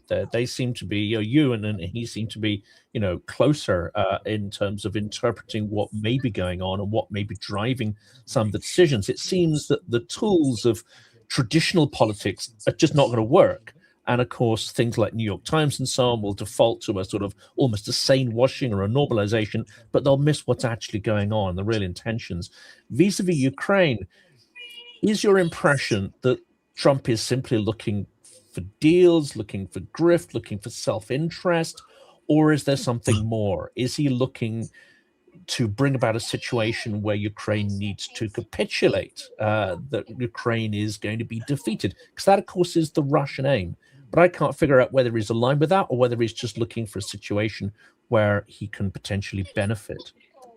Great question, Jonathan. And that's something I speak about all the time because I think a lot of people have a misunderstanding, misconstruction of what Donald Trump actually thinks of Ukraine. And I speak about it all the time, and I try to, me and Yuri have done plenty of shows where we go on Ukrainian channels, and I told the people even before Trump got elected, I said, he is not a friend to Ukraine. Donald Trump has never been a friend to Ukraine. Donald Trump didn't know where Ukraine existed on the map. He considered Ukrainians and Russians the same people as no, you can't have anyone. Hold on a second. Okay, pretend. I'm sorry, guys. So Donald Trump, in his first administration, I was the person that actually told him about Ukraine, that Ukraine are fighters, and started the whole thing. Ukraine has a very sour taste in Donald Trump's mouth that it's beyond actual financial issues. It's the whole 2016 Russiagate. It's Rudy Giuliani and people in his orbit at that time. And I was one of them. As part of manipulating and explaining to Trump that it wasn't the Russians that were involved. It was basically those corrupt Ukrainians that were involved with the corrupt democratic leadership and the deep state that internally interfered into the election and stole the information and did everything to hurt you and blame the Russians. And for Trump, Russiagate has become like a sticking point, as you guys could see. And that actually drove his friendship and to what we're seeing with Putin, because, well, a lot of people don't know, in the first administration, Trump had no relationship with Putin. There were people on the inside of Trump's orbit, like Manafort, others, people like myself that had connections overseas, and even people like Michael Cohen, and even his own son Don Jr. and others had more connections to people in that world. Donald Trump was just more the face, but he had no actual relationship with Putin. He admired Putin. He looked up to him because Donald Trump grew up in that stronghold man type of era where first he lived under his dictatorship under his father Fred. After that, he got his mentor became Roy Cohen, who was a famous mafia lawyer, and then passed away. And he introduced him to that world of the underworld, the underbelly, and understanding. That's why you see a lot of what Trump does is like a mobster. People say the media compares him to it because a lot of people have never met a mobster around the world or around the country. A lot of people have never been around, so they have no understanding. They have the perception of television, and thinking, oh, it's just basically a comparison. But no, Donald Trump is a real mobster. He grew up in the 70s around people like Fat Tony Salerno, who ran the Genovese crime family, and others like Sammy the Bull Gravano, John Gotti, to be able to build the buildings and do the things he did in the New York City and also in his casinos in New Jersey. So Donald Trump grew up around that world, but the dictatorship world was a lot farther away. It was a lot more powerful. Donald Trump was a local guy. He was a New York guy. And he was always took that as an anger because he would always be looked down at Davos. He was never invited to Davos, for instance, or where all the financial billionaires would meet up. He was always, shunned by the world, and he had a chip on the shoulder. That type of chip on the shoulder that he's the great Donald Trump. So when it comes to Ukraine and Russia, it's very simple. It's not even complicated. He looks at Russia as a strong, powerful country. He still looks at it going back to the Soviet Union times. That's what's embedded in his head, and that's what people around him have convinced him into it, that the media doesn't know the power of Russia. Basically, Russia is stronger, more powerful than it really is. And he believes in it. And he truly believes that Ukraine is not that are weaklings. He looks at them as second class people. He doesn't, he doesn't look at them on the same level as Russians do. So because of that, it's, he's basically waiting for, he's been promised this whole year by Dmitriev, by Putin, by others, by Witkoff and others, that Russia would already take over Ukraine. And that's his biggest frustration. Not that, the fact that he's having issues with, what's it called, Iran. His biggest frustration is that Putin has not done what he promised him and taken over Ukraine already, because strategically that wouldn't have allowed what's taking place in Iran if Putin would have done what he have done. And make a long story short, Trump is not a friend to Ukraine. He never was, though I don't think he ever will be. I think he's looking at Ukraine as basically something that is going to fall. It's just a matter of time. And then he's going to be able to go in there with his big corporate, donors that are going to be able to take over from rebuilding the real estate, energy, minerals. And the crazy part, it's all being coordinated with the Russians, because at the end of the day, it's Kushner and Witkoff that are coordinated with Kirill Dmitriev through Putin of how even the rebuildment of Ukraine is going to go. So that's the head they're on. And who do you recommend? Who do you think actually sort of gets the Trump mindset, gets the sort of the thought processes there? Because there are a couple of people. There's Michael Cohen, of course. There's Michael Wolff, of course, the biographer. Anthony Scaramucci. They all seem to sort of claim sort of insider knowledge, let's say, of his thought processes. Do you think those are reliable sources? Or? Absolutely not. Those are, two of the three are grifters and garbage, and that I'm exposing around that are, Michael Wolff and Michael Cohen. First of all, they don't know Donald Trump. They know the old Donald Trump. They have not been around Donald Trump for over a decade. Michael Cohen, knows Donald Trump from the early 2000s when he was working for him as a fixer, and that's all he knows. He doesn't know the Donald Trump prior to that, and doesn't know the Donald Trump after he came into office, because when Donald Trump came into office, he got rid of Michael Cohen, and he has changed in the past 10 years drastically. He's not the same Donald Trump that you saw in 2015 that was running for office.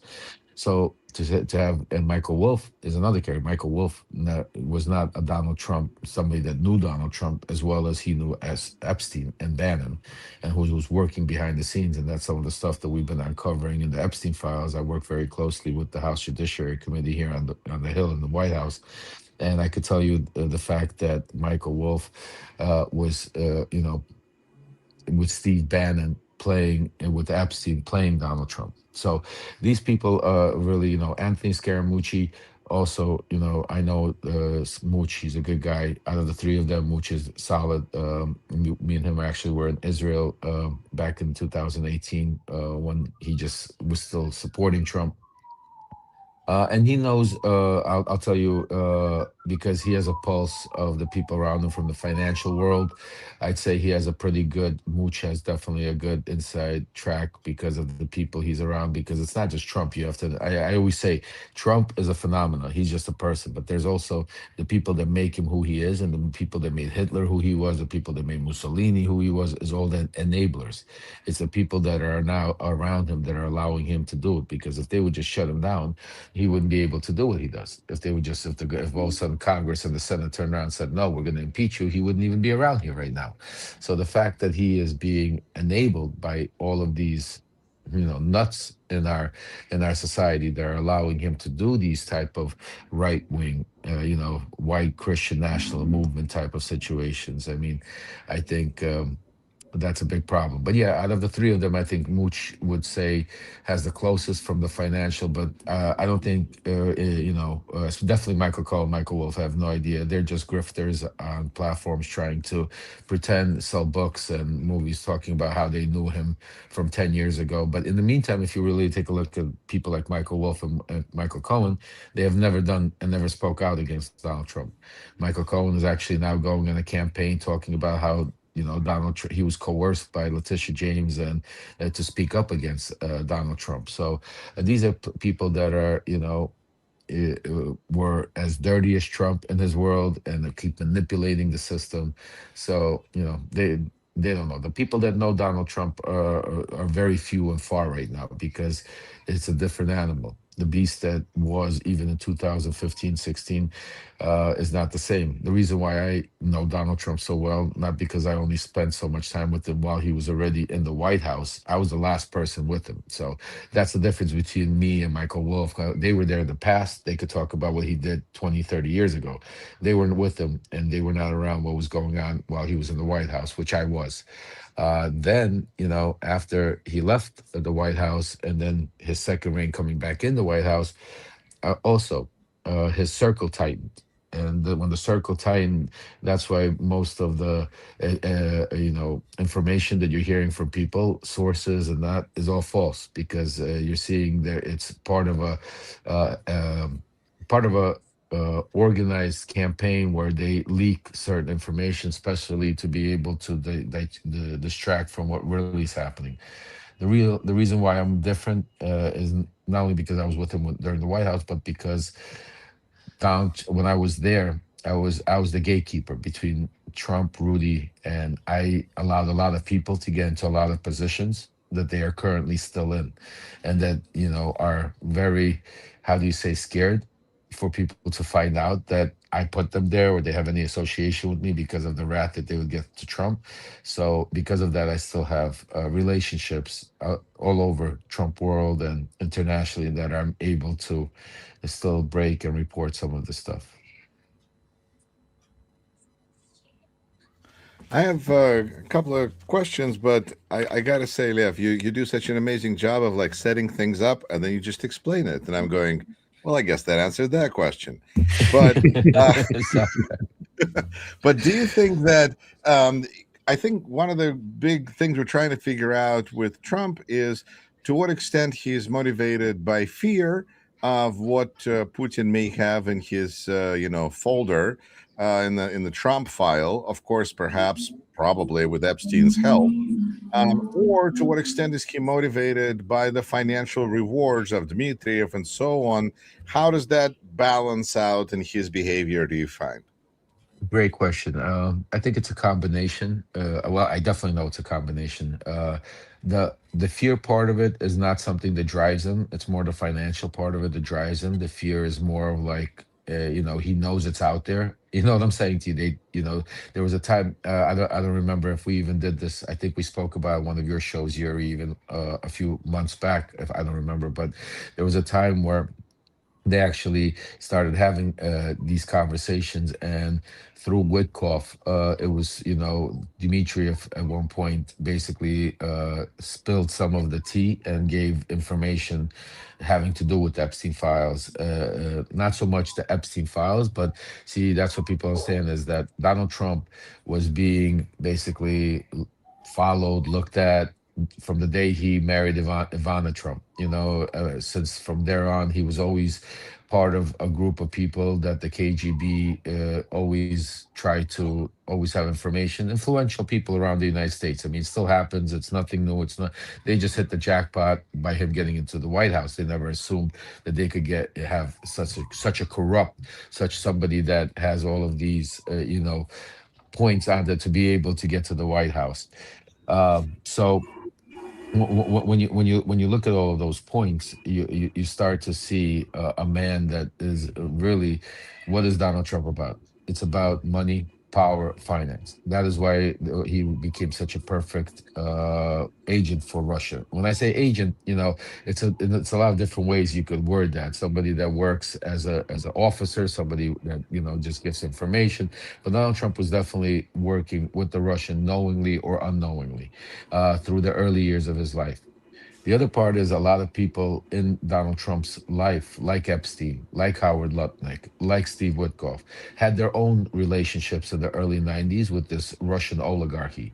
Because if you remember and recall, that's how Putin and Russia, when the fall of the Soviet Union, one of the plans was to take all the funds and money that they had were taken into these oligarchs and spread them all over the world to start investing, buying all of these very specific properties, energy companies, coal companies, specific real estate properties, and all of that, to be able to intertwine themselves into world society where eventually they would have a say in a lot of things. Through that, they started using foreign money to be able to infiltrate not only the UK but also the United States through the lobbyist systems, through the sport,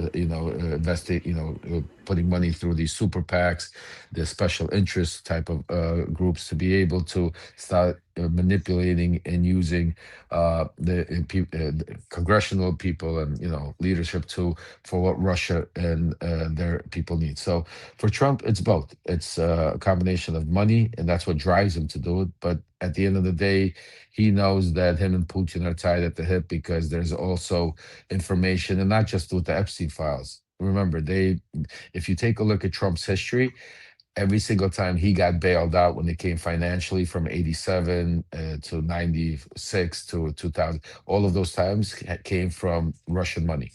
It came from Russian oligarchy. All the people surrounding Donald Trump, like Elon Musk, Peter Thiel, all of these people, also all of their companies, if you take a look at the beginning of their companies, are also came from a lot, had to do with Russian oligarchy money. And that's where the real ties and links in, because it starts financially, but then, obviously these people have to have certain, blackmail over each other to be able to run. That's the world it is. That's why I call it a shadow diplomacy. Thank you, Lev. Perhaps some other folks would like to chime in, because I'm glad that we have somebody else. Yes. Yeah, we got. Yes. Hello, David. Say hello. But Hello. and I'll pass the ball quickly, but I just wanted to follow up on what Lev just said, because I've lived in Europe for many decades, and you have seen a steady growth, or you did see before Ukraine, Russian money. I mean, you walk through Knightsbridge in London, and you used to only hear Gulf Arab, speaking Arabic. Increasingly, you started to hear Russian. The largest Russian Orthodox church outside of the former Soviet Union is in Paris. How many inhabitants, how many renters in the various levels of Trump Tower were Russian oligarch money? We thought at the end of the Cold War that it would be our system that would go west. After all, we won the Cold War, right? So it would be democracy, free markets, things of that nature. What really happened, and what I think we have to come to terms with, and many already have, but I think more do, is that instead of our system going west after the end of the Cold War, their corruption came. I'm sorry, instead of our system going east, their corruption came west, and it's endemic. It's absolutely everywhere. So you still hear those voices in Mayfair, Knightsbridge, and Chelsea. I'm There's sure still a lot you of do. Russian voices I'm sure there. you do. Oh, Mary of course. Ivana. You can go, Well, go get yeah. some good pelmeni Mary at Mary Ivana. Mary Ivana is not even. That's nothing. I mean, you guys got to remember. Oh, Look, I know it's not. one of the guys. One. No, I'm just one of the guys that I was actually dealing with. Trump sent me to deal with. That was working with was. I don't know if you remember. Was Dmitry Firtash. Dmitry Firtash, is one of the most richest, most powerful guy. Controls probably over 30% of all the oil and gas that are dealt with in Eastern Europe.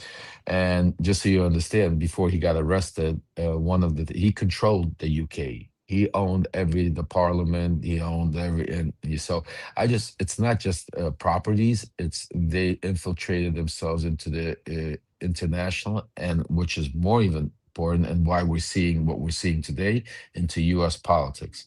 Over the years, the difference between the Chinese and other foreign assets, what the Russians were a lot smarter when they got to it, is they were able to figure out that Americans were very easily bribed, very wanted it, but they were scared of it. And Russians, there's no better people than the Russians, Eastern Europeans, that know, because their whole culture is worked off of give and take, bribe, quid pro quo, and that type of scenario. So when they started seeing the openness here in the United States, they say, well, listen, you don't have to give me a suitcase like you do in Ukraine or Russia. What you got to do is just pay my lobbyist. And my lobbyist, he knows how to do that, and they'll explain that. And these lobbyists, these high profile lawyers, taught they hired them, and they taught the Russians how to basically funnel money into here, and how to start controlling our congressmen, our senators, our lobbyists. So when people go out there, and concentrate on AIPAC and the Jewish lobbying system, and they really have no idea who really controls a lot of it, and it is the Russians through even AIPAC and others, because their power, even in Israel. I mean, that's the one thing I talk about. Nobody even understands the relationship that Bibi Netanyahu and Putin have, and how they grew up through the same ranks, as one was growing up in Israel, the other one was growing up in Russia, and how much money in Israel really is, Russian oligarchy, Eastern European money. That's started with the refuseniks.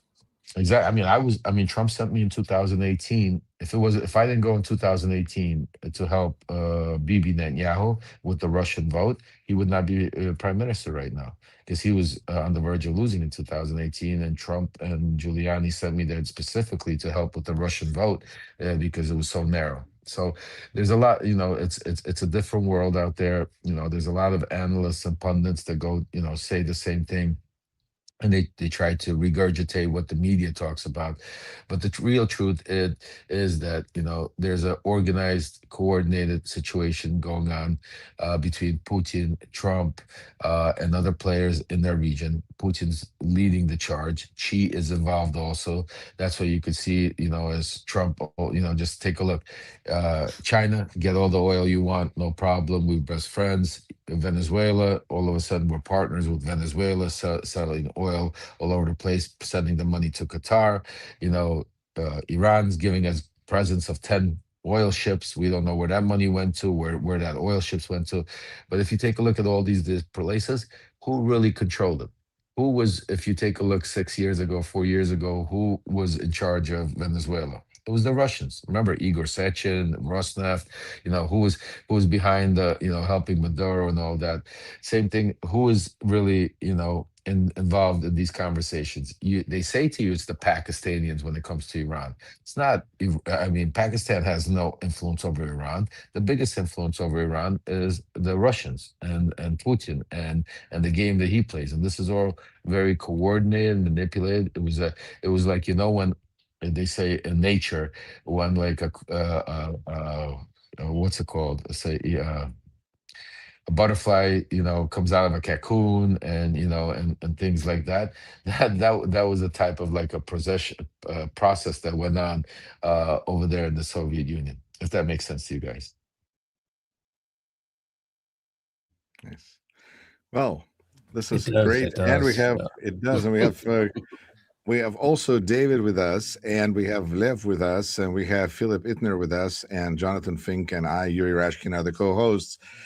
This is really incredible. Just glad to have so many people. And Lev, there's always more questions for you. We have a viewer who would love to hear more about Putin and Netanyahu relationship. If there's Sure. anything I've you been can, curious about that one, and this is I've got there's a YouTuber who I follow called Vlad Vexler, and he tries to describe it that if we see Netanyahu and Putin and Trump as being fully aligned or puppets of each other, we're kind of missing the picture. It's that Absolutely.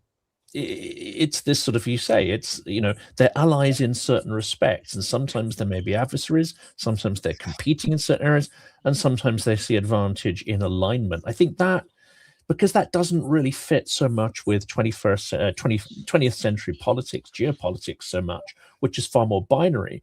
I think we really have a problem in interpreting what's going on. So how does that work? And actually, how close is Putin and Netanyahu? And actually, is that completely the wrong way of looking at it in terms of proximity?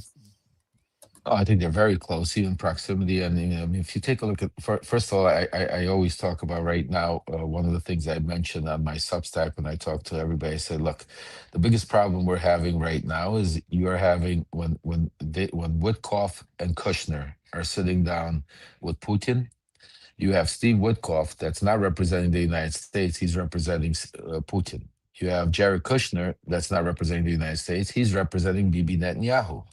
So there's really nobody representing the United States there. That's why you're seeing us being the leader of confusion, the craziness that's happening, and we're being there. So you have to go back to the 90s, when the fall of the Soviet Union, at the same time while Putin and the KGB were trying to figure out how to save the KGB, which is now the FSB, to save their inner core, to stay alive and keep moving it.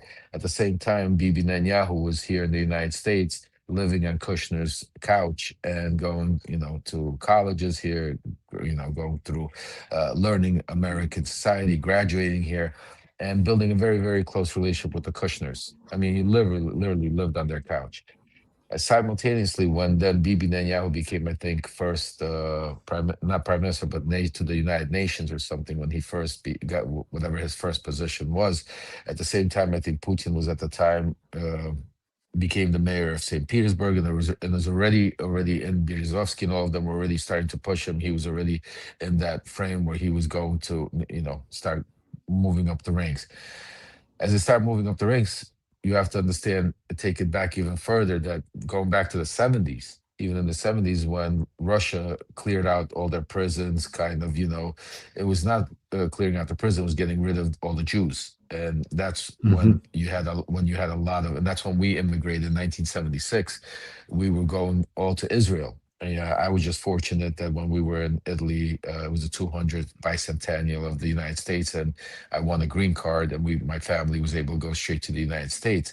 But a lot of the people that Putin not Putin, the Russians let go in the 70s, immigrated to Israel. And in Israel, a lot of Russians became Israelis. They got circumcised. They went through, processes. I mean, and a lot of that had, money has been flowing into Israel ever since. So that kind of circle between Bibi, Israel, America, and what's it called, Russia, has always been kind of behind the scenes, being dealt by powerful oligarchs, powerful work, and that's why Epstein. One of the reasons why Epstein is such a major player in a lot of these things, because he was a person that was working closely with the Israelis.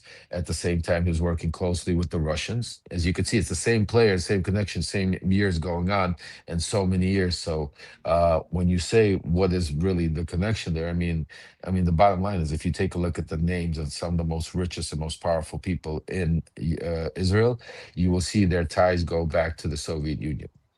So yeah, I mean, it started It started kind of in the 70s with the refuseniks, and then post-Soviet, it was the oligarchs and the Siloviki, and those guys went down and made their ties with Mossad in Israel because of the ease of immigration to there. And then once we got a body politic that had been infiltrated by Russian intelligence in the White House, the ties now between these intelligence organizations, it should be pause for concern for all of us.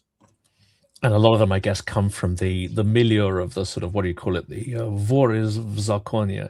They come from that sort of semi-tolerated criminal milieu. Well, we have one more. Go ahead. We have one more guest with us. So I'd like to introduce Christoph Miller, who is joining us, and that's Channel Talk for Ukraine. So that's really awesome. So now we have 6 different channels all in one stream. So share, subscribe, do all the right things. And I just want to make sure that everybody has a chance to speak. David, it's really great to meet you. I don't know that we've ever met. So hello, and continue, please. No, thank you. I'm awed with the impressive guest list here. I'm very happy to be here.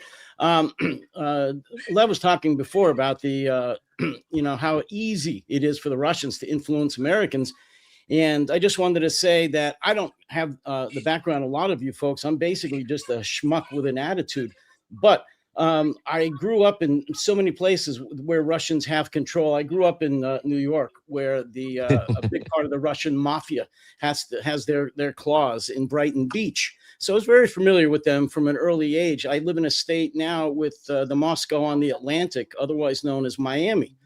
And I live next to another city called St. Petersburg, which actually was founded by a Russian. And I just wanted to say that during Americans aren't the brightest people in the world. And I just want to say that during the 2017 election, the first election that Donald Trump was in, when he darkened our skies, reporters did some very deep digging into what the Russians had done. I think specifically the GRU, how they had infiltrated our social media, and that they started so many fake news sites, so many fake social media sites, how many bots they introduced that were interacting with Americans, and how they were, criticizing and insulting Hillary Clinton and promoting Donald Trump. And after the election was over, some of these reporters interviewed Trump supporters, the ones that had voted for Trump, were strong MAGA, and had interacted with these bots, essentially, with the Russians, and they showed them proof that who they interacted with, who they were talking to, and who convinced them to vote for Trump were Russian agents. And that they were not Americans. They weren't talking to, Joe Smith from Kansas or any other American. These were all Russians, and that they had been convinced, or they had been seduced. They had been lied to. And many of them said, even if they were shown the proof that these were Russians, they said, well, we don't care. We like them anyway. And it's gotten worse since then. That's been almost 10 years ago. And, the Russian control over our social media. In fact, there's been many stories written about LinkedIn, where Jonathan and I actually met originally, about how they had their claws into LinkedIn. And the American people are so gullible.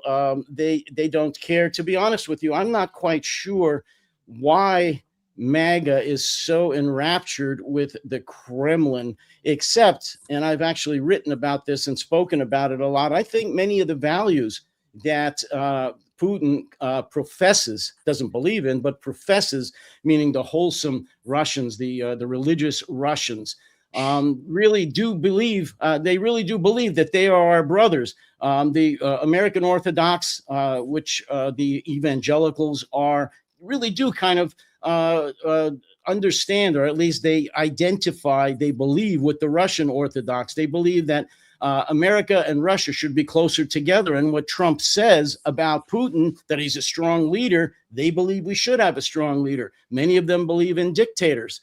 It's frightening. I never thought growing up that so many Americans could be lied to and convinced so easily to go over to the Russian point of view, the Ruski Mir, but they are.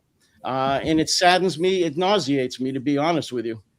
Well, you made some really good points, David. And by the way, I also look who we have here, Big J, Big J in the house. One quick, Jason. hey, Jason. One quick point about that, by the way.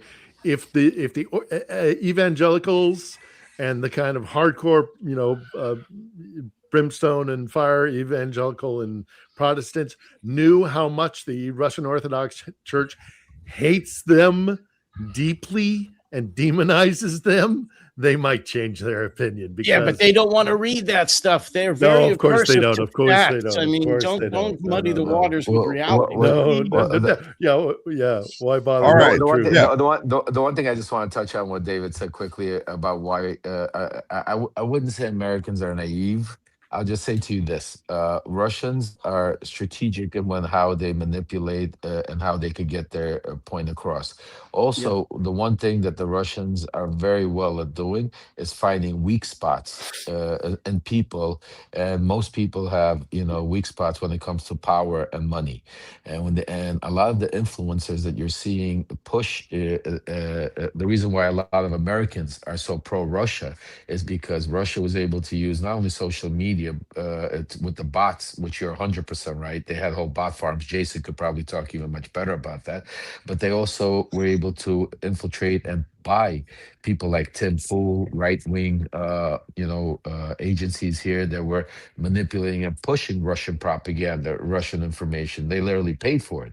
Simultaneously, same thing they did in Congress. Like if you take a look at how the money flows went, and in the beginning, who was funding a lot of like Marjorie Taylor Greene's and the talking points and the stuff was going, it was also linked to a lot of Russian, interference. So, and when you as an American that lives in the Midwest, that does not travel to all over the world, and doesn't get the same experience, understanding of how the world works, we're taught, as Americans, to listen to our Congress people, to our president, to our senators, to people of power, that we think we live in a place where they can't come out and just lie to us, and that's what we saw happen. What you saw happen in the first administration that is continuously going on now is you have people, powerful people like Lindsey Graham, senators, Congress people, Fox News, television personalities going out there and lying to the public, pushing Russian propaganda. So, just think about how they pushed the lies about the Bidens, which I'm the one that brought the lies. So I know their lies. I know how we were pushing it. And I'm just saying to you, and it's easy then to influence because most people don't sit there on TV and watch 20, go on these, shows and get so much involved. Most people are out there trying to make a living, trying to pay their bills, trying to pay the rent, and they come home, they watch a news cycle for 5-10 minutes, and if you see breaking news, Zelenskyy stole $50 million from what's it called, and we're not giving money to you. I mean, a negative atmosphere towards Ukraine. If you see it day in, day out, it becomes that cult mentality where they brainwash you to believing it's true. Well, So Lev, that's you're why right. And the thing is, in America, the far right and the pro-Russian forces control a great deal of our social media. Fox News is a great example. And you're right. The average American, and I just wrote about this, doesn't have time or the interest in worrying about geopolitics or what's going on between Russia and Putin and Xi and Trump and blah, blah, blah. They're worried about putting food on their table, keeping a roof over their head, paying for the cost of food, which is astronomical. So they don't really care about that. And they listen to Fox News, a lot of them. That's all they listen to. And like I said, social media, for the most part, is right wing. The centrists and the Democrats are not very good at messaging. They're just not. I hope they learn very quickly, but they don't get the message out. And that's what the middle America is listening to, the far right, and oftentimes the Kremlin's message. Then I worked for Fox. I worked Jason. for Fox News. I worked for Fox News. I worked for Fox News for 10 years as their London chief producer. And I tried to get on Russian stories anytime I possibly could. And it was just crickets, especially after Trump came into power. You didn't even want to say the word Russia because of the fear that it would then circle back to Well, the you know what? I Russiagate watched. I will controversy. say it. I watched Fox News last night because I don't know what a crazy thing. Greatest And day it when felt- I it got felt fired. When like- I got fired, one it of my felt favorite like days. I was in Donald Trump's waiting room because it was just a bunch of people who were auditioning to be in his administration. You never know; it could be the next Secretary of Defense. So I think it's just crazy town over there. It's really not for us. It's just all for Trump. But I would love to welcome Jason I J. have to Smart say about, here. I'm sorry. Yeah. Jason, yeah. Quickly about Thank you, Fox Grace. News, and I'll Good to see sign you. off. When I redeployed from Iraq, I for whatever reason got into the Fox crowd. I was on Fox News 2 to 3 times a day, 5 or 6 days a week for about 3 or 4 years, until a call came in from the White House and said, get rid of him, because I started criticizing Bush. Other than that, I was their boy. So I'm embarrassed to say it now, but I lived in Fox News in New York. I was in their studios. So Wow. such is the changing times. So I want to reframe this as a question for Jason and Lev. And is one of the advantages that Russia has here is that many people, that includes many of the media, many of the public, which Lev was just talking about, and David as well, still live in a world of values, or like to think they live in a world of values where things are real. They refer to real policies. They refer to things that are actually shaped by a certain political morality and sometimes religious morality. Whereas those who are managing much of this news, and especially the Russians who are very transactional, they no longer live in this kind of world. There is no connection to morality, limitations, or anything. It's just all manipulation, revenue streams, and pushing certain transactional interests. Let's get Lev first, and then Jason. I'm sorry, I you were breaking up a little bit here. My fault. So I didn't All right. hear the. I heard Then you maybe saying something. Jason could go first. Yeah, Jason, you go first, then we'll repeat the question. I also missed what you apologize. said. Sorry. I don't know. Yeah, right. I apologize. Something. Oh, that's you were okay. talking, you just Something cut with it. off. We're just saying that one of the problems is many in the public and even the media still exist in a world of real values, whereas the actual media itself, or the manipulative media like Tenet, Russian transactionalism, they're already completely cut off from any value. They're just after a particular transactional outcome. You want to go Yes. first, Chase? Yeah. Okay, go ahead. No, I mean, I would just say that I think that He inherently just said media yes. is transactional. No, it is. Well, I mean, ultimately, if you look at it, they have shareholders, generally speaking, to whom they have to respond. So you have to derive a profit of some sort. I remember talking to somebody for a major American newspaper, well known, not right leaning, by the way, who immediately before the election, I said, it doesn't look like many people are excited in Ukraine world about Trump about the win. And he said, I don't know. A lot of people here at the newspaper are happy. I said, really? Why so? And he said, it's always going to be news. We'll be selling a lot more copy than we used to. So, I mean, it depends. I think that there's a motive to amplify things that aren't necessarily real, to go track down things that are sort of missing the central point. And the reason is because it'll be a good story that gets lots of print. But I don't think that's just common, I think, to a lot of industries. Unfortunately, now that things have moved more to a social media, it's probably more so that way than even before. Probably much more so than it was before. But overall, it doesn't help to get to the essence of what's occurring. I think actually what's missing in a lot of things, in the case of the Ukraine debate, is where we often see this, is they can pull out something that is perhaps true, but it misses the whole point, the larger picture of what is occurring. And I think when we talk about Russia, we see that quite a bit. As you guys were discussing, people have this, I think, very diluted view or incorrect view of what is occurring in Russia is somehow that it's promoting a certain type of conservatism. It's simply not the case. I mean, if you pull out a couple of specific cherry-picked examples, maybe you can come to that conclusion. But if you look on the whole and have an actual understanding of what is occurring there, it couldn't be further from the truth. I mean, I would agree with everything Jason said. It's definitely, especially when you come to media, and especially it's hard to say far right and left now, because it's all, what we're seeing, soon Ellison might be taking over CNN. you know. So there's definitely a major media push right now, and like Jason said also, I mean, the media loves it because there's, you know, one of the things you see with Donald Trump, and that's why all of these platforms like Substack and YouTube and all of them are growing, because you have all these independent journalists out there, because you have, you know, the media's cycle is just like, think about it. Today you wake up, all of a sudden, and within 5 minutes the markets are down, they went up, people are losing billions of dollars, stock manipulation happening, the Strait of Hormuz is open, the Strait of Hormuz is closed, Lebanon is ceasefire started, Lebanon saying it's not.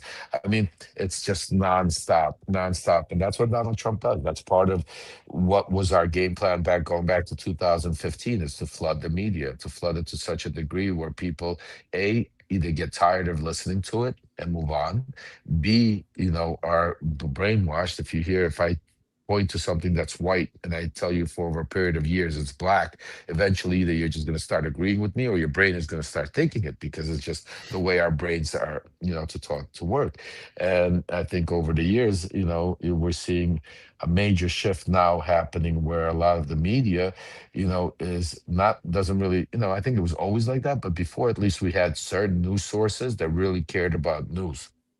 Now, I think everybody's chasing that, you know, breaking news title to get clicks, to get people, that doesn't really talk about the real story. And that's why I think Trump and Brad Pascal and others in his orbit back even in 2015, 16 realized. And that's why Trump's a master of manipulating the media. And that's why one of the reasons why I talk to people, I'm here in Washington, D.C. right now. Later on today, I'm meeting with several Congress people. And I tell them all the time, I said, you guys have to stop being reactive. You have to be, you know, attackable.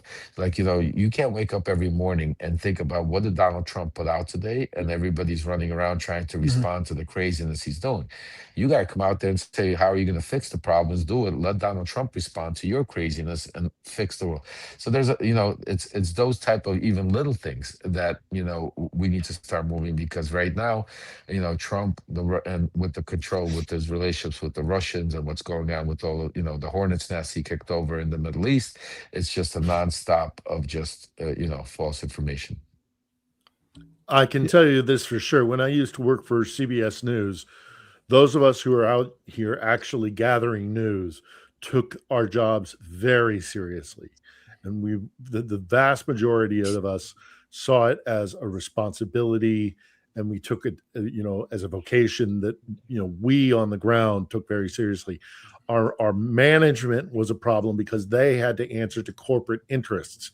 And increasingly, it was obvious to me that it was more about money and profit than it was about news gathering. And now to see Barry Weiss in charge of CBS, CBS, an institution that I'm not kidding, I truly loved working for CBS. It was the house that Murrow built. And we took that seriously. We took the Tiffany network very seriously, and the reputation and the responsibility that we had. And it is diminished now to the point, and Fox was a huge part of it. And as I say, one of the best days of my life was when I got fired from Fox. It was a wonderful, wonderful event. I didn't realize it because I was afraid of losing a paycheck. But the next morning I woke up like a 10-ton weight had been lifted from my shoulders. It has increasingly become about profit, and Fox makes a lot of money. Now there's also political aspect. Individual integrity versus brand integrity. And unfortunately, there's less and less room. There's less and less room in the industry for those kind of people. And more, it's about circling the wagons and making sure that you get clicks and, you know, that you get advertising space and things like that. Again, it's about profit, not about news. And that's when I kind of knew I was on the way out of the business. Hi, everybody. Shall I say something from Germany? I would love it. Chuck some questions in. Well, we've got Lev. Guten Tag. Let's try. I was just gonna say, because I have a 12 o'clock interview right now. I have to get ready for. So I have like maybe 2-3 minutes left. Fantastic. Let's get a question over to you while we still got you here. Yeah, to Lev. Okay. Who's going to be it? Who's going to jump in with the question? Any takers? Lev, just ahead. tell us, whatever you got to share with us. So we'll give you the last closing word. You got a political speech to practice. Go ahead. I have a question to Lev. Yes. Knowing somebody like Trump so well and being in America, and that's also for the rest of you, I ask myself this all the time. Has anybody heard of this term gray rhinoceros? Gray rhino, something of you? It's Gray rhino. No, gray I rhino. haven't. It's an image I heard recently for a horrible event which is coming, and everybody is seeing it, and nobody can do anything against it. And me as a German, I saw Trump is coming again. What's going on here? Let's stay away from that. And so what can we do about it?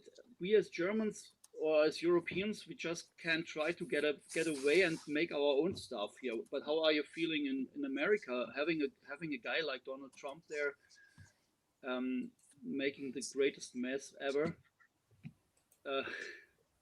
Yeah. Well, What do you think about Europe? Well, yeah. I mean, that's a great question. That's one of the things we always speak. I mean, me and Jay spoke about on our show several times. Look, Trump has a, what's the right word? He has a chip on the shoulder when it comes to Europe. Just like when it comes to Ukraine, others.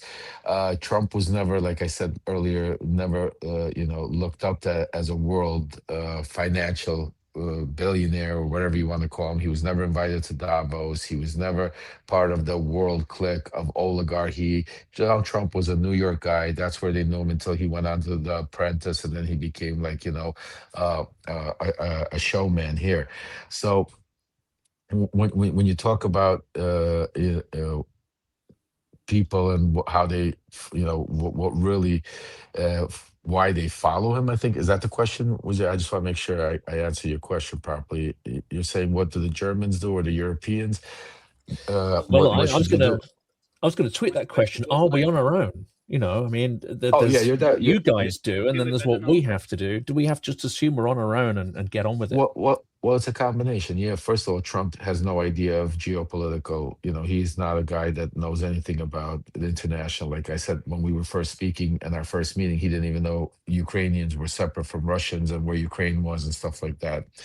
He doesn't listen to his actual military, which they've already purged, State Department and people inside. So he has a lot of yes men, and most of these yes men are also people that have their own interests involved, like the Witkoffs and the Kushners of the world. That, like I said, Kushner and his alliance to Bibi Netanyahu, Witkoff, has his own, personal involvement with Russian oligarchy, Russian criminal aspect, going back to the 90s, early 2000s. And right now, what you're watching play out is a combination of Trump's hatred towards certain countries, and then his manipulation by people like, Dmitriev, through people like Witkoff and others, to paint a picture to him, like a rosier picture, that Russia is strong and they're going to win, and, they're going to do this, and, get rid of the, NATO alliances. Even the fact that with this war, what happened in Israel, some of the things that I've been hearing inside the inner circles of Trump is they couldn't even understand how NATO really works, and he thought, well, I'm going to go attack Iran, and I'm just going to have NATO come in there, and he doesn't even know what Article 5 really means, that, it's not a choice of war, it's a choice where if you're being attacked. And the reason why he's being put in these positions, because the biggest, the person that really benefits from this more than anybody is Vladimir Putin. From the destruction of NATO, from the destruction to making sure all this Iran fight's going on, because right now, as I'm hearing, there's more conversation about. Does it mean that it's his plan, or is he just the beneficiary, or is it his plan? He's a beneficiary. The plan is always Putin. Putin's the mastermind behind this. He's the beneficiary because he's being given, these golden items, like, we'll give you this oil contract, or we'll partner up with this, because you have to understand, in broad daylight, once this all of a sudden, between Jared Kushner, Don Jr., Eric, Trump, and their little leader, Stephen Witkoff, who's what's his name? Witkoff's son, is Zach Witkoff. I'm sorry, Steve Witkoff's son, Zach Witkoff. I mean, they are taking billions and billions and billions and billions of dollars in that, from oil deals to military deals. I mean, right now you got the Trump kids that are now building 10,000 drones a day. Does that look like that's a war that's about to end if the family's getting into? So there's a lot of things, and I know Jay could talk to a lot more of this stuff to you, because there's nobody that knows internally inside of Russia what's going on better than Jason Smart. So, I'll pass it off a little bit to him to follow up on that. Yeah, Good to see you, Lev. Good to see you, Lev. Always a pleasure. Nice to meet I'll you. say hi to Sasha for you. Thank you very much. Thank you guys for having me. And Jay, I'll give you a call actually later, because I see if you have time. Tuesday we have a big special with Ken Hardborough. Let's see want to see if you want to join. Ken, love to. Look forward to it, buddy. Yeah. Good talk to you. I'll send you information. Guys, thank you for having me. Great to meet you, Everybody Lev. if you can, donate Yeah. to Ukraine, help out. Ukraine needs all the help we can need. So support. Thank you guys. Thank you. Well, fantastic. Yeah, Yuri, so, you can take you the hear me reins better for a now? bit and fire Or is some it- questions at Jason. I'm gonna Hello? take a few minutes out. you So hear me? I'll be back in a few minutes. Christoph, I just need you to turn up your microphone. So And nobody's reacting. The audio's not working here. Too bad. No, I think you need to work on the tech there, because we can't really hear you. What's going on here? Let's All get a right. question over to Jason while Christoph is trying to fix his setup. Jason, I would love to hear a little more expanded of your views on the media environment and on the media coverage, because it is a topic that really we don't talk about a lot because there's so much news to cover. But who covers the news but media? And you are interacting with it both as kind of an independent journalist and also interacting with different media organizations. What is your experience with that? Well, I think it would depend on the topic matter. But in general, I agree with what Philip said. I don't think it's the journalists that are generally the problem. It's the corporate interests that are associated with it. The fact is, at the end of the day, it's selling a product. And so there's an interest to make sure that you get out a product that will get as much attention as possible. There was a book that came out probably 20 years ago. God, more than that probably. And it was analyzing actually how the media had shifted the United States since the 1980s. And it was looking at the increase of rage being behind stories. Everything's outrageous. Everything's just atrocious. And it has to always have a sentiment to that. And it does actually correlate very well to how much media was then able to make profit from it. So if you don't have a story that has staying power, there's an emotional staying power to it, it's not going to be able to generate revenue as well for the channel in the long term. So you have to routinely find something to be outrageous. And I mean, this is a stupid example about 20 years ago, but you might recall there was a mini scandal in the US with Barack Obama wearing a tan suit or not wearing a flag pin and these sorts of absurd little trinkets, complete non-issues in the global scheme of what's occurring. But why would that be a top news story? I mean, in what planet is that really of any value or significance? It's not, but you have to find something. And so it's this quest to find something that will check off the box for a day to be a story. And then the fact that that became a story of a story that people said that, but this isn't really rage, brought more attention back to the newspaper and got more clicks. So it all works actually to one's benefit if you're trying to figure out how to make your channel get more attention. So unfortunately, I think that a lot of the news today is driven by that. Now, in the case of Ukraine, or in the case of any sort of story like Ukraine, I think in Ukraine, though I can speak to more knowledgeably, we see that there's a decrease of stories about things like the attacks that happened. Like last night in Kyiv was a significant attack, as you all saw.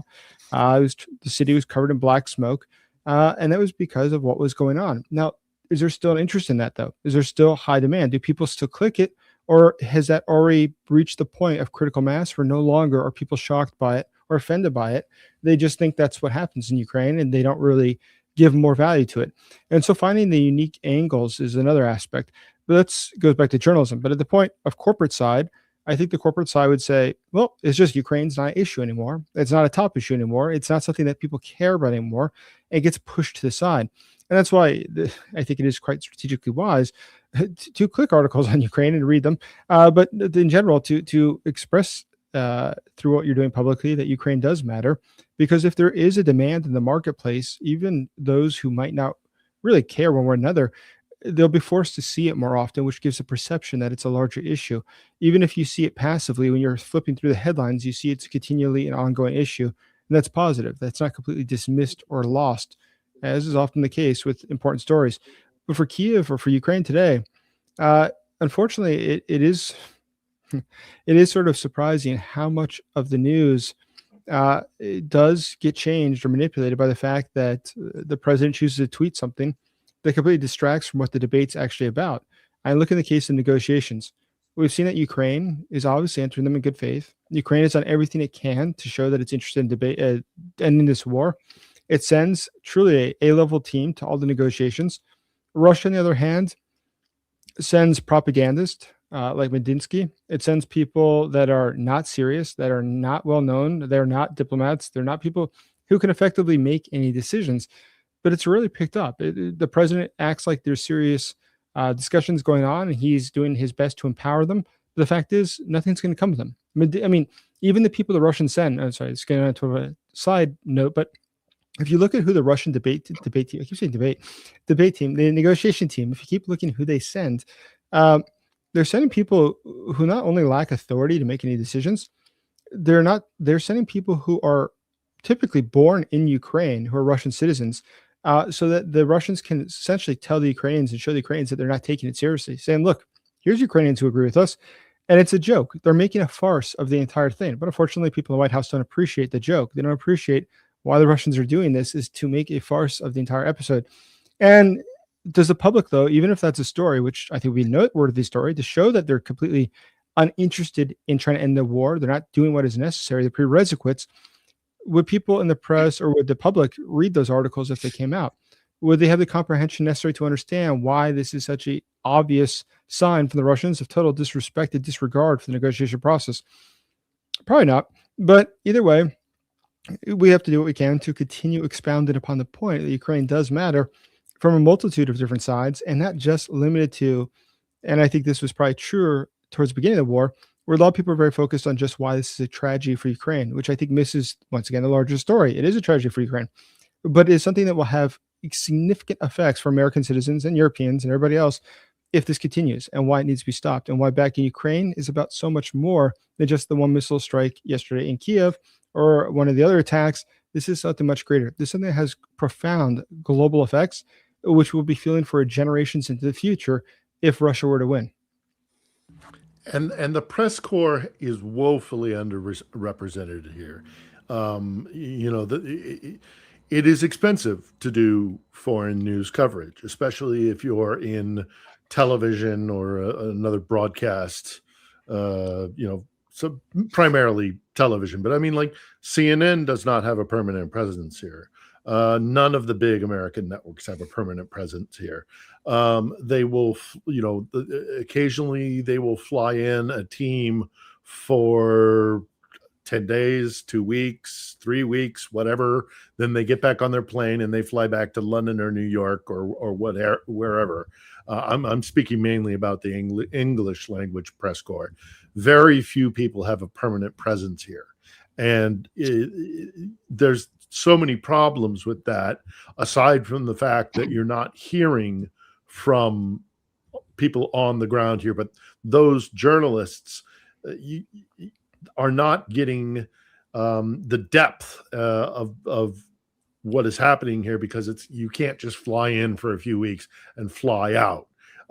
Whereas there are legacy offices, say in Moscow, so you will hear Russian war stories, but from that side of the equation. So one of the things that's been most disturbing for me as a former, professional, whatever you want to call it, mainstream media, television guy, is the fact that they're not here. They're just simply not here.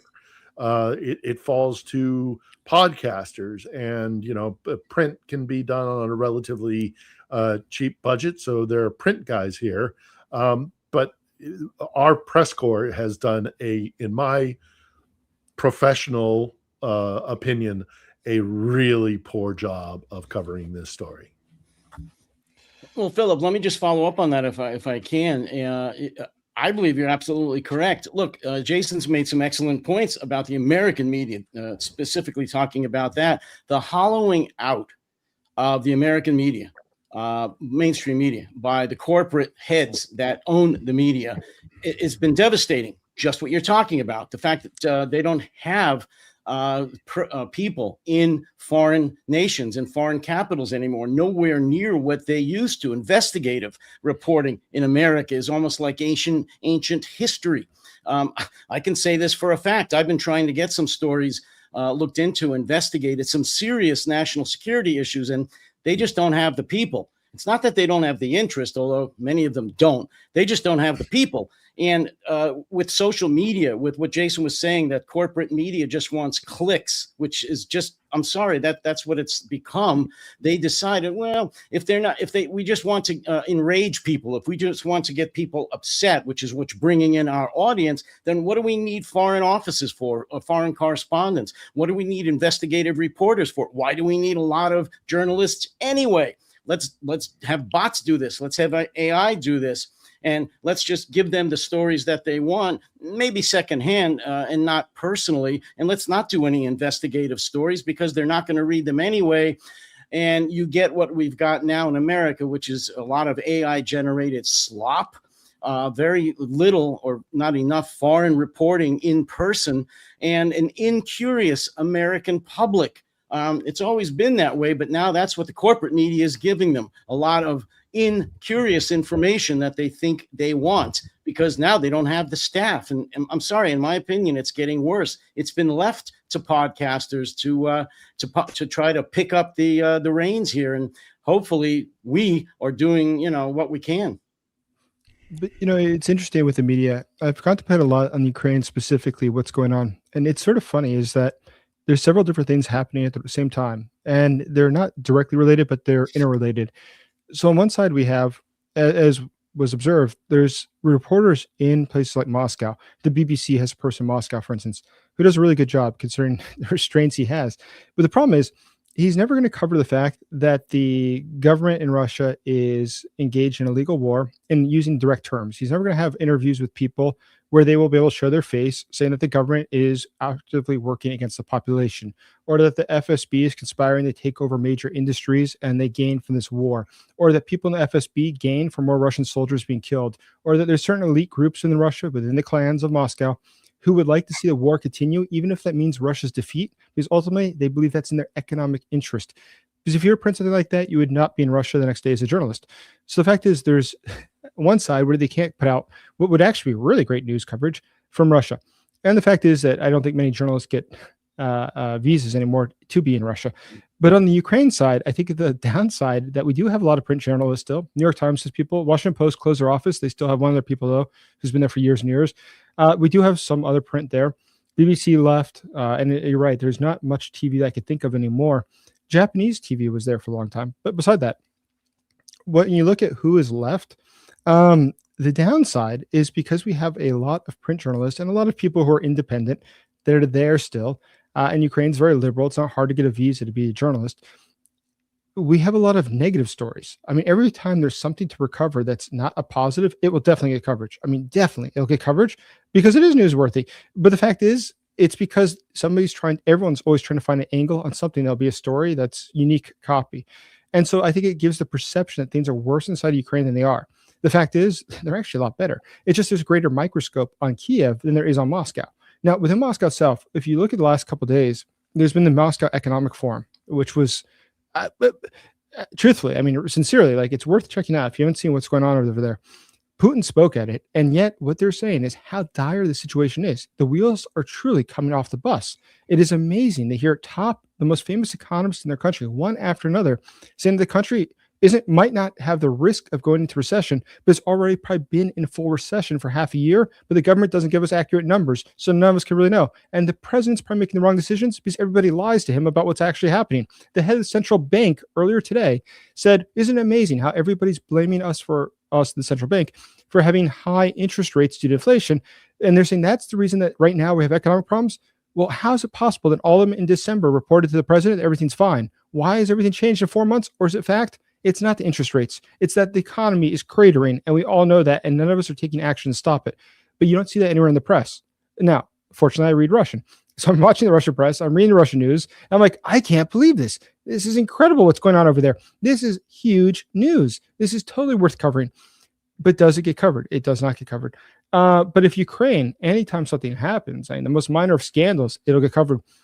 And I get it. And I'm not against transparency. I'm totally fine with that being covered. But I think that it puts too much of an accent on what being a non-issue versus what is something that actually could cause the collapse of the Russian government. Collapse of the Russian government, minor scandal, some deputy minister somewhere, and the deputy minister story in Ukraine will get the attention in the press in the West, and the fact the Russian economy is imploding gets no attention whatsoever. So it's not necessarily a conspiracy, but corporate elites. Now the corporate elites at the end, they're also in a difficult situation. Newspapers in America are going extinct. For that matter, TV news is actually, Philip, talking to you at Christmas time, I never really thought about TV news as well, but it seems it's going that way too. I always thought it was just print. Never occurred to me. But yes, obviously print and TV are struggling. And so you're looking for a competitive advantage. What is it that will make you the dominant news story? And that is going to put you in a position where you're probably going to be more on edge than you would like to be. You're probably going to be forced to take more stories that are B-rate, but still it's a story, because in the end it is something that's going to generate a lot of discussion or attention, and that's what the corporate executives are looking for. And again, I don't say that's a journalist's fault.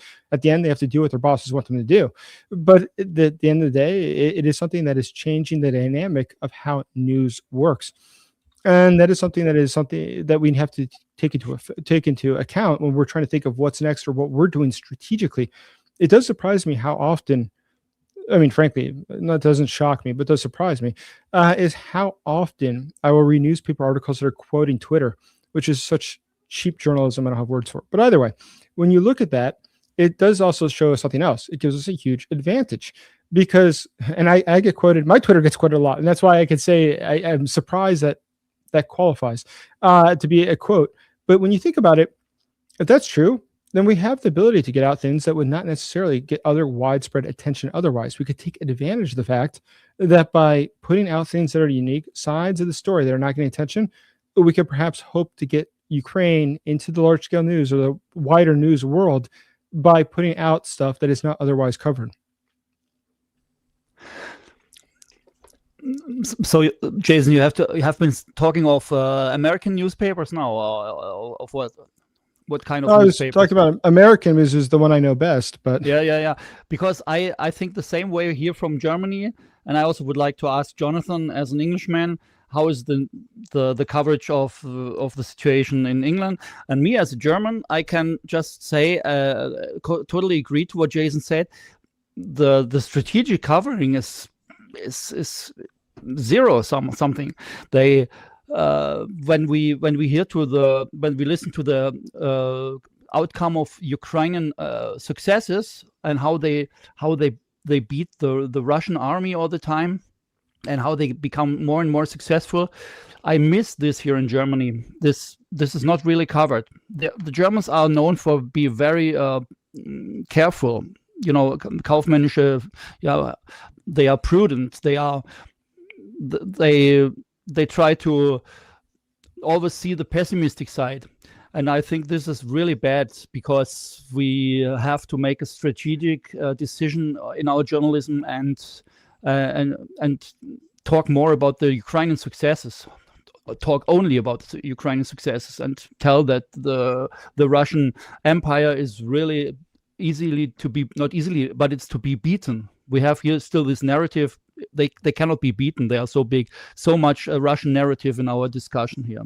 I really hate this, and that's why we are all talking here on the channel. And I'm very happy that me as a German I can also participate here. Thank you very much.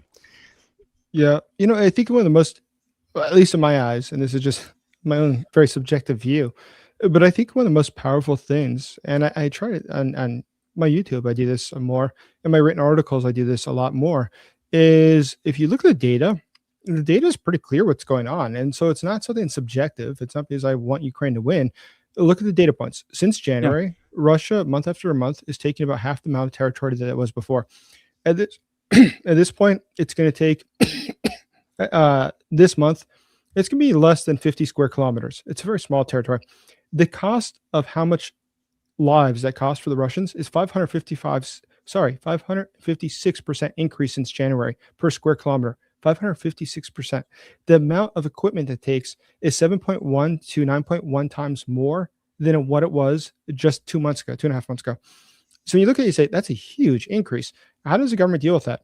Well, they can't, because if you look at the data of what they're able to produce, they're not able to produce enough. And if you look at the economic data, this is going to get very complicated fast. The fascinating part is for Russia to continue financing this war, they're taking out huge loans. They have a budget deficit already. Their total annual deficit, they blew through it in the course of the first 3 months of the year. At this point, they're 11% above that, 11.3% above that, as I recall. What's incredible? They're taking loans from the major banks in Russia to pay for the war. The problem with that is if you take out, let's say, $1 billion from a bank, I'm just making a number, and you go out and buy tanks with that. That works because the bank says, well, you'll pay us back with interest and we'll make a ton of money on this. The problem is they have no ability to pay back the banks. Already, the banks have a lack of liquidity. This is leading to something that could become the cascading collapse of banks within Russia. Because think about it. If you make a tank and you send it off to war in Ukraine and it gets destroyed, that's not like you bought a car to go, for work purposes. When you finish using it, you sell it to somebody else and make cash back, and then he delivers pizza with the car, and then that contributes to the economy. No, a tank goes to Ukraine, it gets destroyed. That means all that money, the millions of dollars, just went up in smoke and it's gone forever.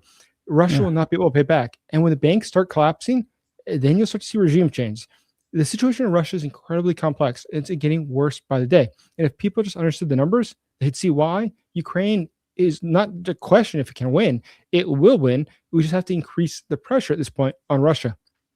We are talking about the collapse of Russia now, Jason, and all the others. The greatest fear of the Germans or German government seems to be collapse of Russia is a very bad thing. With Vladimir Putin, we know what we have. It's bad, but we know what it have. After Putin, it can become worse, and the collapse of Russia would be the worst thing of all. That's this funny story is in the heads of many Germans and also in the governments. I think the same thing in the United States, and that's why. I'm afraid it's the same thing here too. Philip, are you about to announce your? I'm sorry. Yes, I do have to bounce out. But as far as European or Western concerns about, we cannot hear you. No, I hear you. Yeah, I can hear you fine. I think Christoph, you've got some issues there. I think the West is going to have to realize that a post-Ukraine war. Russia will be different no matter what, as will Ukraine.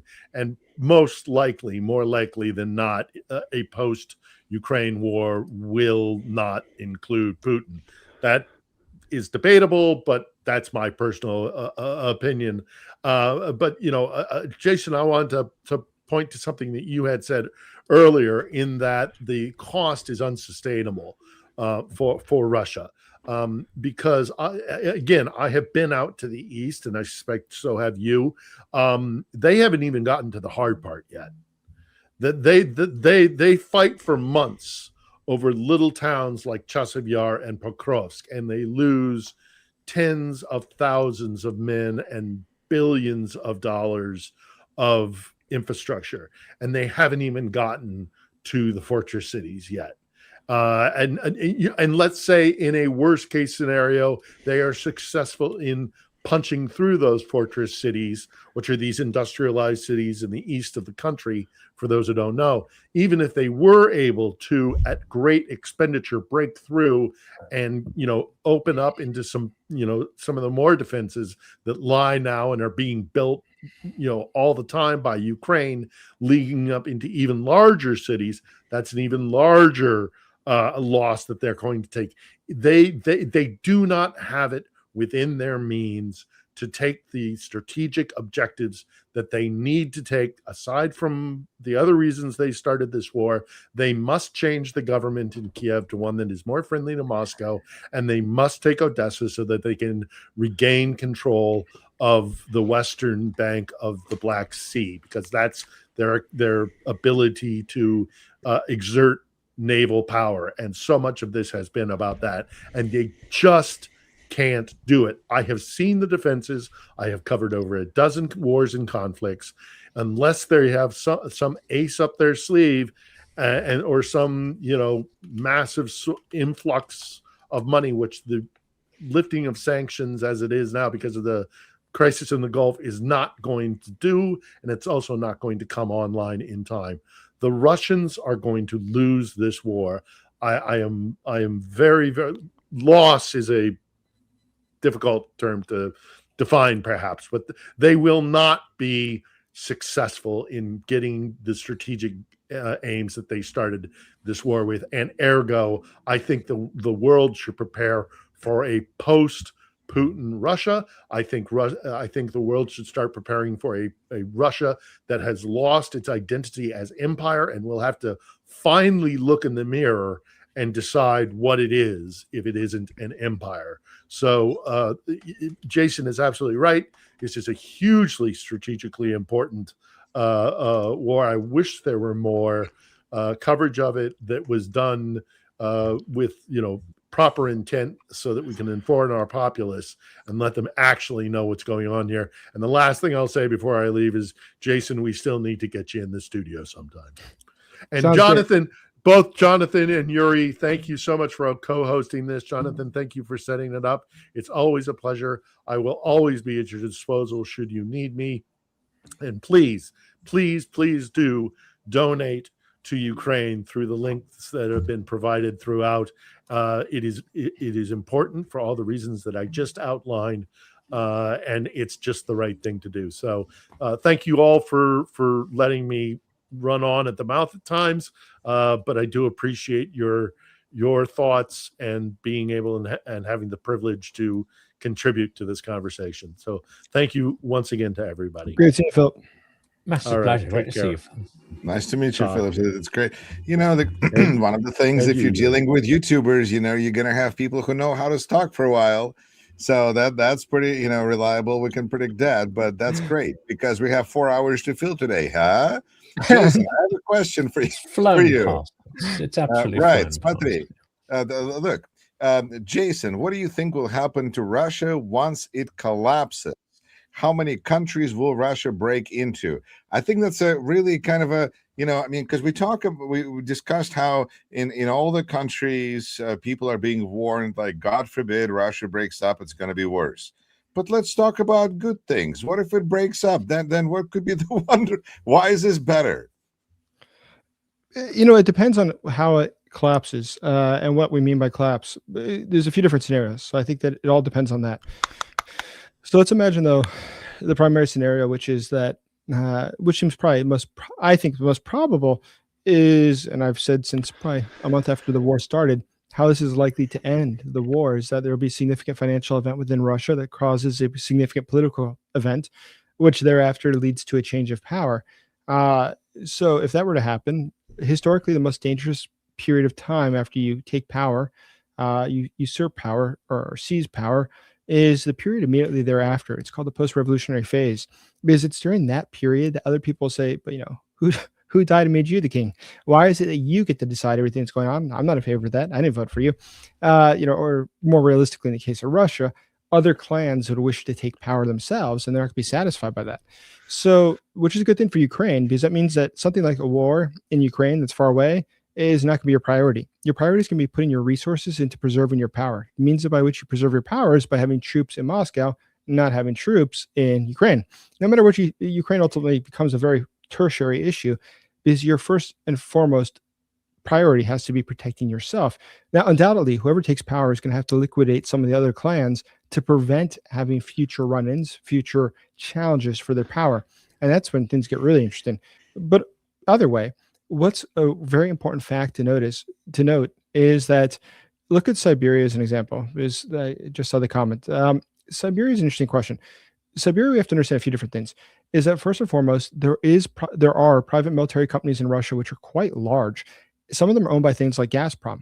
Those private military companies are there for only one reason, which is to protect oligarchical interest and the assets that they have should anybody try to seize those assets. So that's really important. But the other thing that's really important to notice is areas that would be most ripe for succession movements, such as Chechnya. Chechnya has got a different sort of situation, though. Kadyrov, the amount of troops he's built up over the past 2 years is pretty incredible. I want to say the number of Chechen troops has doubled. But more incredible than that, look at the mortality rate or the fatality rate for the Chechen troops versus others. It's the lowest in the country next to Moscow during the course of war in Ukraine. Now, why is that? It's because they're choosing to keep them alive, to not send them to war. We call them TikTok soldiers. But the reason for that is not that they don't want to die in the war, but also because Kadyrov understands that he must preserve the forces he has to make sure that he can preserve his own power, no matter what happens in Chechnya, but also so they have people there for any sort of unrest that builds up in the Caucasus. So what does that mean in the long term? Who breaks away and what happens?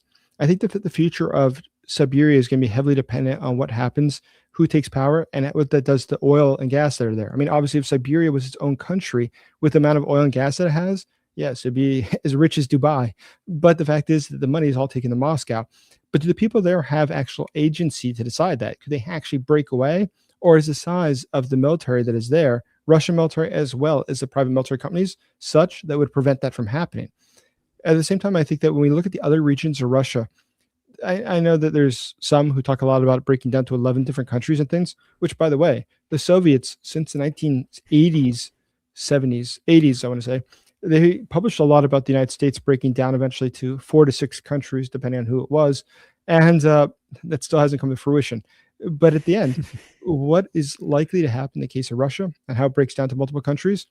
I think the most probable outcome would be that it could definitely go the direction of fiefdomism, where essentially you have somebody who sees a control. They have enough of the military or sizable enough that they can try to keep away the other part of the country and to keep those assets. But realistically, it'll be very challenging for them to do. I think most likely it would be a scenario that if you were to seize Moscow tomorrow, let's imagine Prigozhin had been successful. He was able to take part of the nuclear supply down in Rostov. Then he moved to Moscow and was able to seize power. If you had a split within Russia, I can't imagine somebody saying you can keep the oil and gas. That's okay. I'm pretty sure they tried to turn that into what they did to Chechnya during the first Chechen wars in the 1990s. I'm pretty sure they would just bomb those people and the people living in Siberia into oblivion so they can make sure that they could take the rest of the assets. Because ultimately, without oil and gas, Moscow doesn't function. I mean, there's really no Russia. So without that, there would be significant problems. In all cases, I think that Russia internally is already in a position that from all data that comes out of Russia would indicate that the central part of the country is dying. Look at the death of villages in Russia. Actually, it's fascinating. And by the way, I found out quite literally yesterday, there's entire YouTube channels that just cover central Russia and it dying out. It's a ghost town. It's amazing to see how much the population has dropped off there economically, how far declined it's become, and how quickly it's worsening there. But as it does so and starts to thin out the population, you should ask, are the people there interested in some sort of autonomous movement? So far, it doesn't look like there would be a strong push for that. Even in a place like Chechnya, which is the one I always think is the most prime for having a movement that would be supportive of that. And obviously, there is a Chechen opposition, Icheria, and everything else. I know. But still, what is likely to happen there? Well, let's remember, about 93% of their Chechen budget comes from Moscow. It's not actually derived from the local dividends. So it's not because they raised a lot of money that they have a nice city in Grozny. Grozny, which is built on the ashes of the old Grozny destroyed by the Russian military, is being wholly subsidized by Moscow. So if you imagine what it's going to be like without Moscow paying for everything, then you're going to have dire poverty. And who wants that? So I think that there's a lot of different tricks here that Moscow has in its pocket that can still use, different ace cards, to try to maintain control over the population and of the territory. All right. Well, we can. I think that there will be actually additional incentives for territories to leave Russia because then they will be out of sanctions. And I think that could be, or at least they can reasonably, plausibly argue that they're not part of Russia. The sanctions were against Russia, and they're now something entirely different. So there could be, financial incentives. It's almost like an elderly people filing for divorce. It's just you might be able to tap into some more of the social benefits this way. Not calling anybody out, but I think that. If Russia breaks into a number of different countries or states, then there's a good possibility that some of them will become democratic. Some of them could go, and some of them will be more clown-like, and I have no idea how Chechnya is going to go, but I think that the more countries there are, the more there's at least theoretically possibilities of some of them choosing to go route off the West. Now, we're also, I think, going to be interesting to see how resources are all pulled in different directions, if those territories truly are able to actually control their own fate and their own resources. I think that is going to reshape territory and relationship with the center dramatically. So I think that we just don't have quite the understanding, except that when we look at Russian weapons, it seems like except for attacking peaceful apartment buildings, that are not trying to harm anybody, and just basically attack civilian population, Russia is not showing much success on the battlefield. The number that I heard is that 94% of people watching Johnson trying to figure out what's going on, but I think I got it. But statistic that I heard, Jason, tell me if you heard something otherwise, is that at this point 94% of Russians killed on the battlefield are killed by Ukrainian drones. So it's big, and so the meat grinder is becoming more automated, and I think that shows that there are ways of dealing with Russia. And when Russia, in its incessant threats of nuclear war, I think they would, I think they over time they should warrant less and less respect. Well, the fact is that it's true. Yes, I don't know the exact percentage now. I thought it was in the 80s, but it could be 94%. It changes month over month. Obviously, the number that died due to drones. It's actually sort of amazing when you look at the Russian military bloggers. Just today, I was reading about some of them who were talking about that. They're sort of shocked. They said, we bring in a truck full of troops, and the Ukrainians bring in a truck full of drones, and next thing you know, we don't have any more troops. And that's pretty much the way it works. Russia historically has been able to win in war because it's massive size. I mean, obviously, it's got 140 million people compared to its neighbors. Ukraine pre-war, pre-2015, had only about 39 million people in the country. So it was a much larger size. So historically, if there's a war of attrition, that's something that they think would bode in their favor. The key here, and that's what Ukraine is obviously doing today, is to make this not a war of attrition. You need a paradigm shift. The paradigm shift that Ukraine has selected is to make it impossible for Russia to continue waging war in that fashion. In the case of drone warfare, by eliminating their ability to enter into direct combat with the Ukrainian side, hence preserving the Ukrainian troops while destroying the Russian ones and destroying Russian technology, its military equipment. That's something that's quite amazing how Ukraine's done it so efficiently, actually. And it's something that's changing the historic paradigm on which Russia has operated for so long. But Ukraine today is taking it to another level by these attacks in places like Tuapse. We saw just last night. We saw the attacks also in Novorossiysk, in Ufa, and, go through the list. Tons of these different attacks. The St. Petersburg region, Leningrad region, has the oblast around St. Petersburg is called Leningrad region. It has had a drone attack once every 9 hours. A drone, at least, has hit it once every 9 hours on average in the course of the past 3 months. That's amazing. St. Petersburg's 2,000 kilometers. It's like 1,200 miles away. And Ukraine is regularly doing this. Now, why that's so important is that it changes the nature of the war. Russia doesn't have the capacity, given its massive size, 11 time zones, to protect all of that with air defense. It doesn't have the capacity, given its massive size, to be able to secure all of its weak points. Consider the fuel lines. We see those fuel lines that go from Siberia to places like Novorossiysk. They go up to the north in Ust-Luga, Primorsk, and there it's where they put it onto the ships for export. That's 40% of the Russian national budget. Now, if Ukraine can attack their capacity to do that, it means you take away Russia's ability to get cash. Without cash, you can't fight a war. All these things are interconnected. So Ukraine is going for the most strategically wise points of attack. They'll have a systemic break for the entire Russian Federation. That's much more effective than Russia, which is hoping to take, square kilometers on the battlefield. How does the war fundamentally change if Russia tomorrow has an extra 500 square meters of Ukraine? It doesn't. Ultimately, it changes nothing whatsoever. Consider this. Russia today has had over 1,300 casualties in the course of this war. About 1 in 5 was just around the area of Pokrovsk. Now, Pokrovsk is a town that nobody knew existed before this war started. Nobody.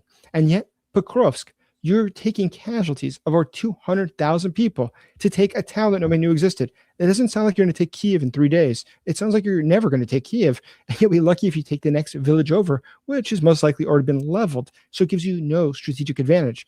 The regions of Donbass that are still not taken, which is why I always harp on this, is it's absurd that some people want to have Ukraine give up Donetsk and Lugansk Oblast.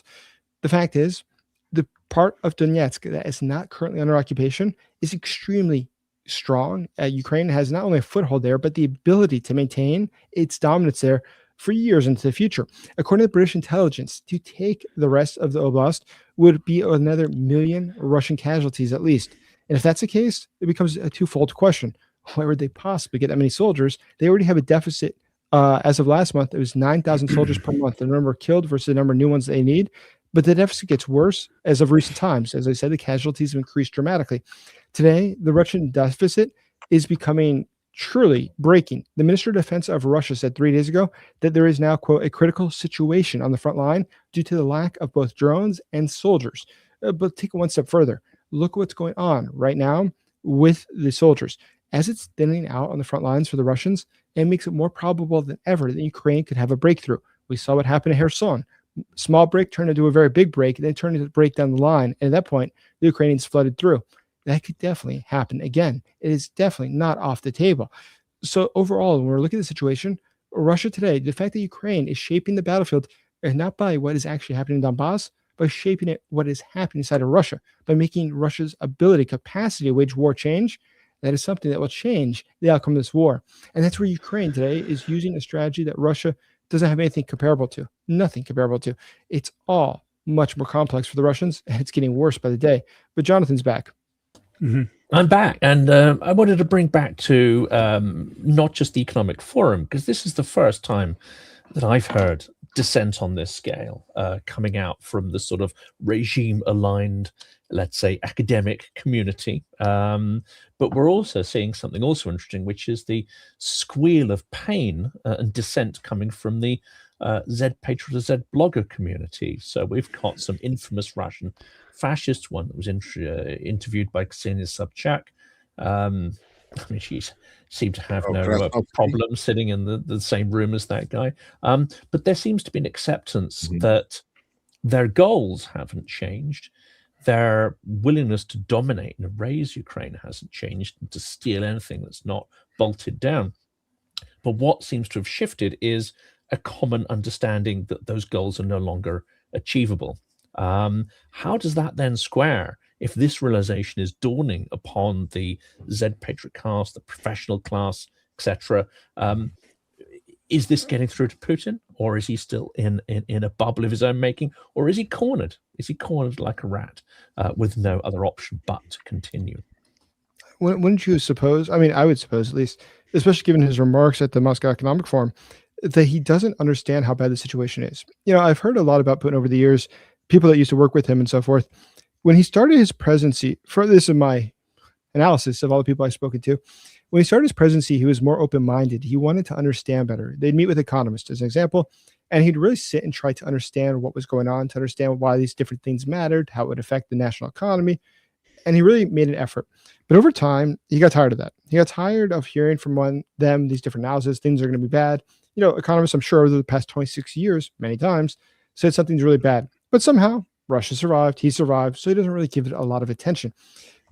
But it's reached such a point where people don't tell him what's going on, that when he was speaking just 2 days ago, he said it was the second time in a month that he's called a top group of economists together to get to the bottom of what's wrong with the economy.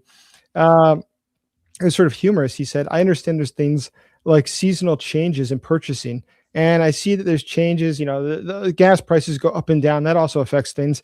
And it's like, yeah, but we're not talking about, you know, why is a 5-cent increase? February exactly. Had 28 days, you know that. It's amazing, isn't it? So this is, we're not talking about why they don't sell shorts in the wintertime. It's a little bit more complex. Your entire economy is falling apart. It's a lot more fundamental than simply seasonal changes. And so he is so detached from what's going on that it seemed just for him to make those remarks with the seriousness that he made them, it makes me think that he really, at the end of the day, does not get it. He fundamentally does not understand it. And I think that the head of the central bank, Nabalina, and her statements was so interesting for that reason, where she said, here are all these different guys from from industry as well as from different ministries who are making these remarks that things are bad or it's very complicated. But where were all of you in December when you gave your remarks to the president saying that 2025 was a wonderful year, all successes, no problems, and 2026 is going to be even better? How is it that today you're all you're not saying that maybe you've been lying to him the whole time? She didn't say that, but it's what she's implying. No, perhaps you've been lying to him, and that's why everybody thinks everything's supposed to be fine, and they can't understand why it's not doing well. Well, yeah, if you're trying to make all your analysis based on bad data, nothing good is going to come out of it. And that's what we're seeing. So overall, I think Putin just does not get it, and that's a great thing, because it's going to only make things worse within Russia. The question that I would have, Jason, and well, I have two questions. First of all, is if Christoph's audio and works well, and then second question: what is the most important metric that you're paying attention to? So, in any order we want to check, but maybe the question first, and then we'll make sure that Christoph's audio works. And I'd love to hear a question. Nobody's talking here. Yes, we are. We can hear you. Okay. Yeah. So, sometimes I don't hear the people. That was very interesting, Jason, what you said. I think from Germany, let's put my German perspective again here. For me, it is completely not to understand why the reality can be shifted, and the people they vote for somebody like Trump, or they believe Putin is strong, and in fact all the incredible success what Ukraine puts there, they should be more emphasized. I already said that before. Yesterday I talked to classmates. I sent a mail to my classmates. We have still contact, and I was wondering how they would react. And I just got a very, very small reply, and most of them they don't want to speak about politics anymore. And I guess that's the point, that the media, they are not credible anymore. The politics are not credible anymore. The people, they put like an ostrich, the head in the sand, and so the evil forces, they can still survive. And Ukraine is the only country which is with physical force fighting for democracy and truth, and we all know that. But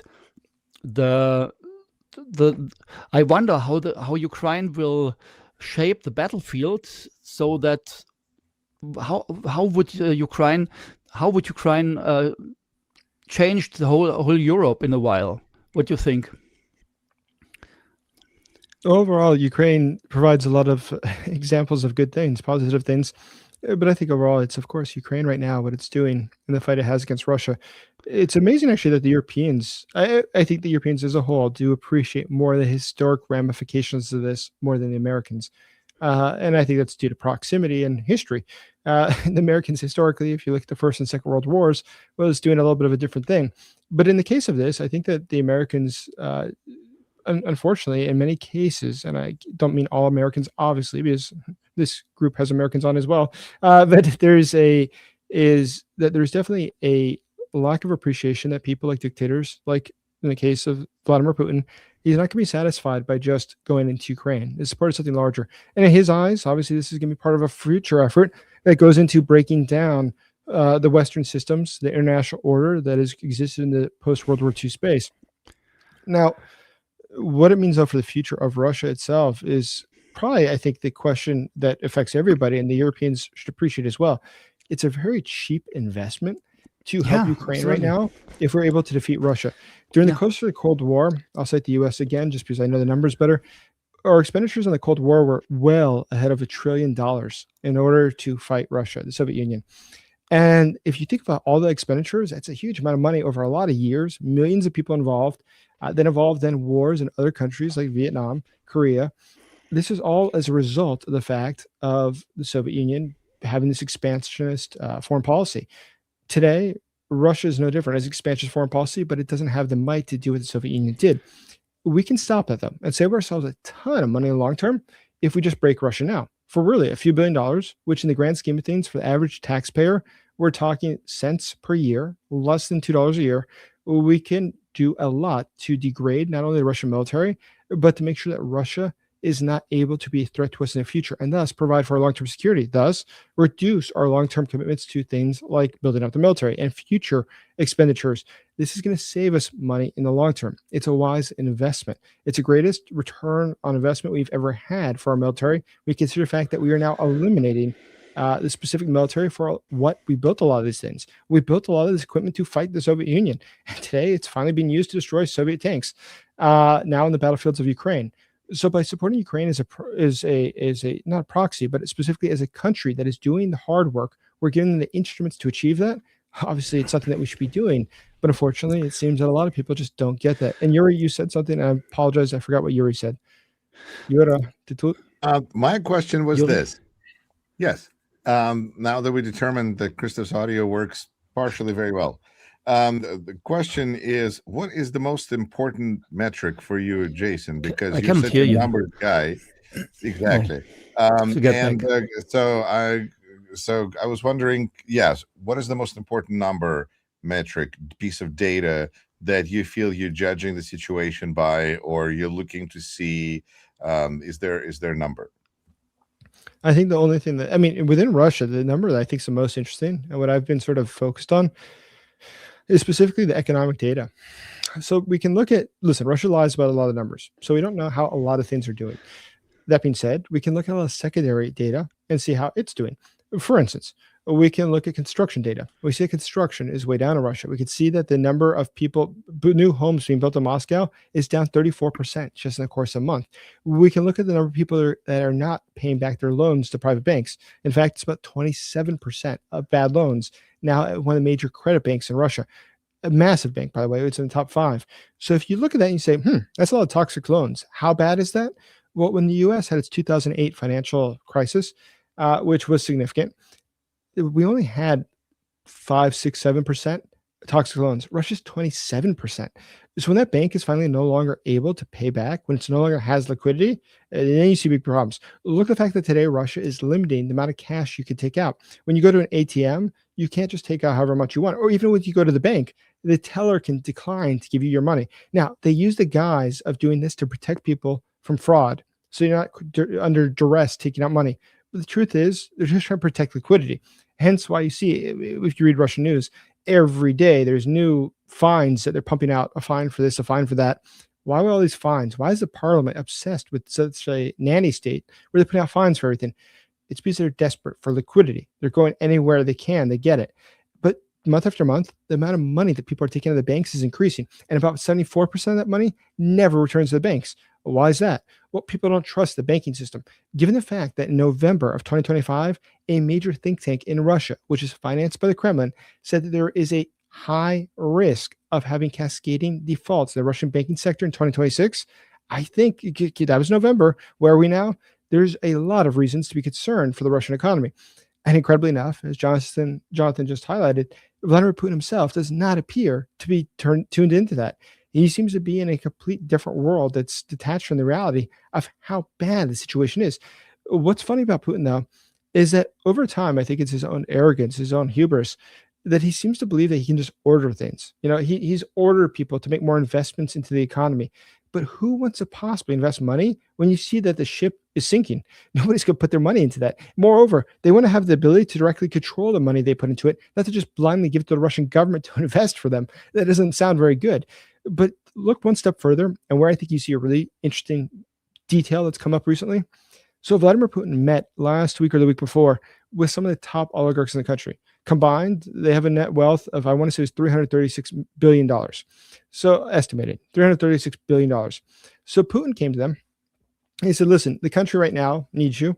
Now, all these people, it's important as a side note for those who don't understand. Anyone who became an oligarch became an oligarch by taking over privatized state assets at the end of the Soviet Union, throughout the 1990s, and by taking them over, quite often under very dubious, questionable means, they then rose to become these ultra wealthy people. Putin allowed them to stay in power, and they've all made deals with the Kremlin. They're all on the same team. So what's interesting, he meets with them.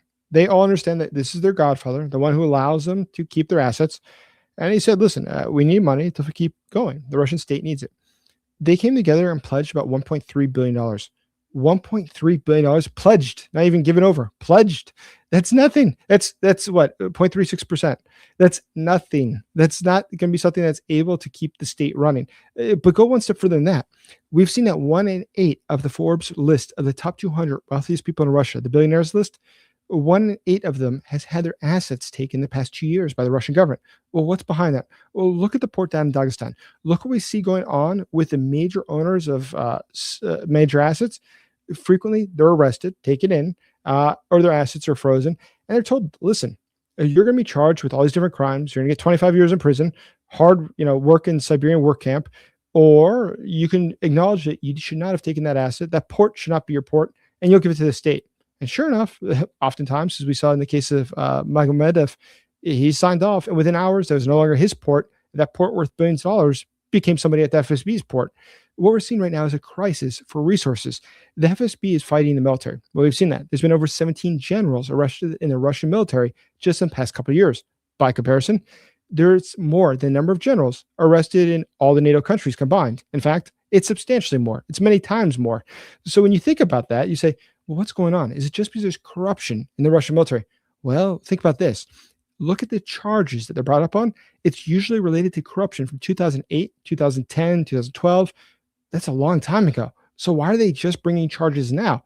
It's because the FSB for all these years has had files on them, files of their corruption and their potential ability to be used in the future as blackmail, as compromised material against them. And today the FSB is taking them out, not just to shake them down for money, which they are.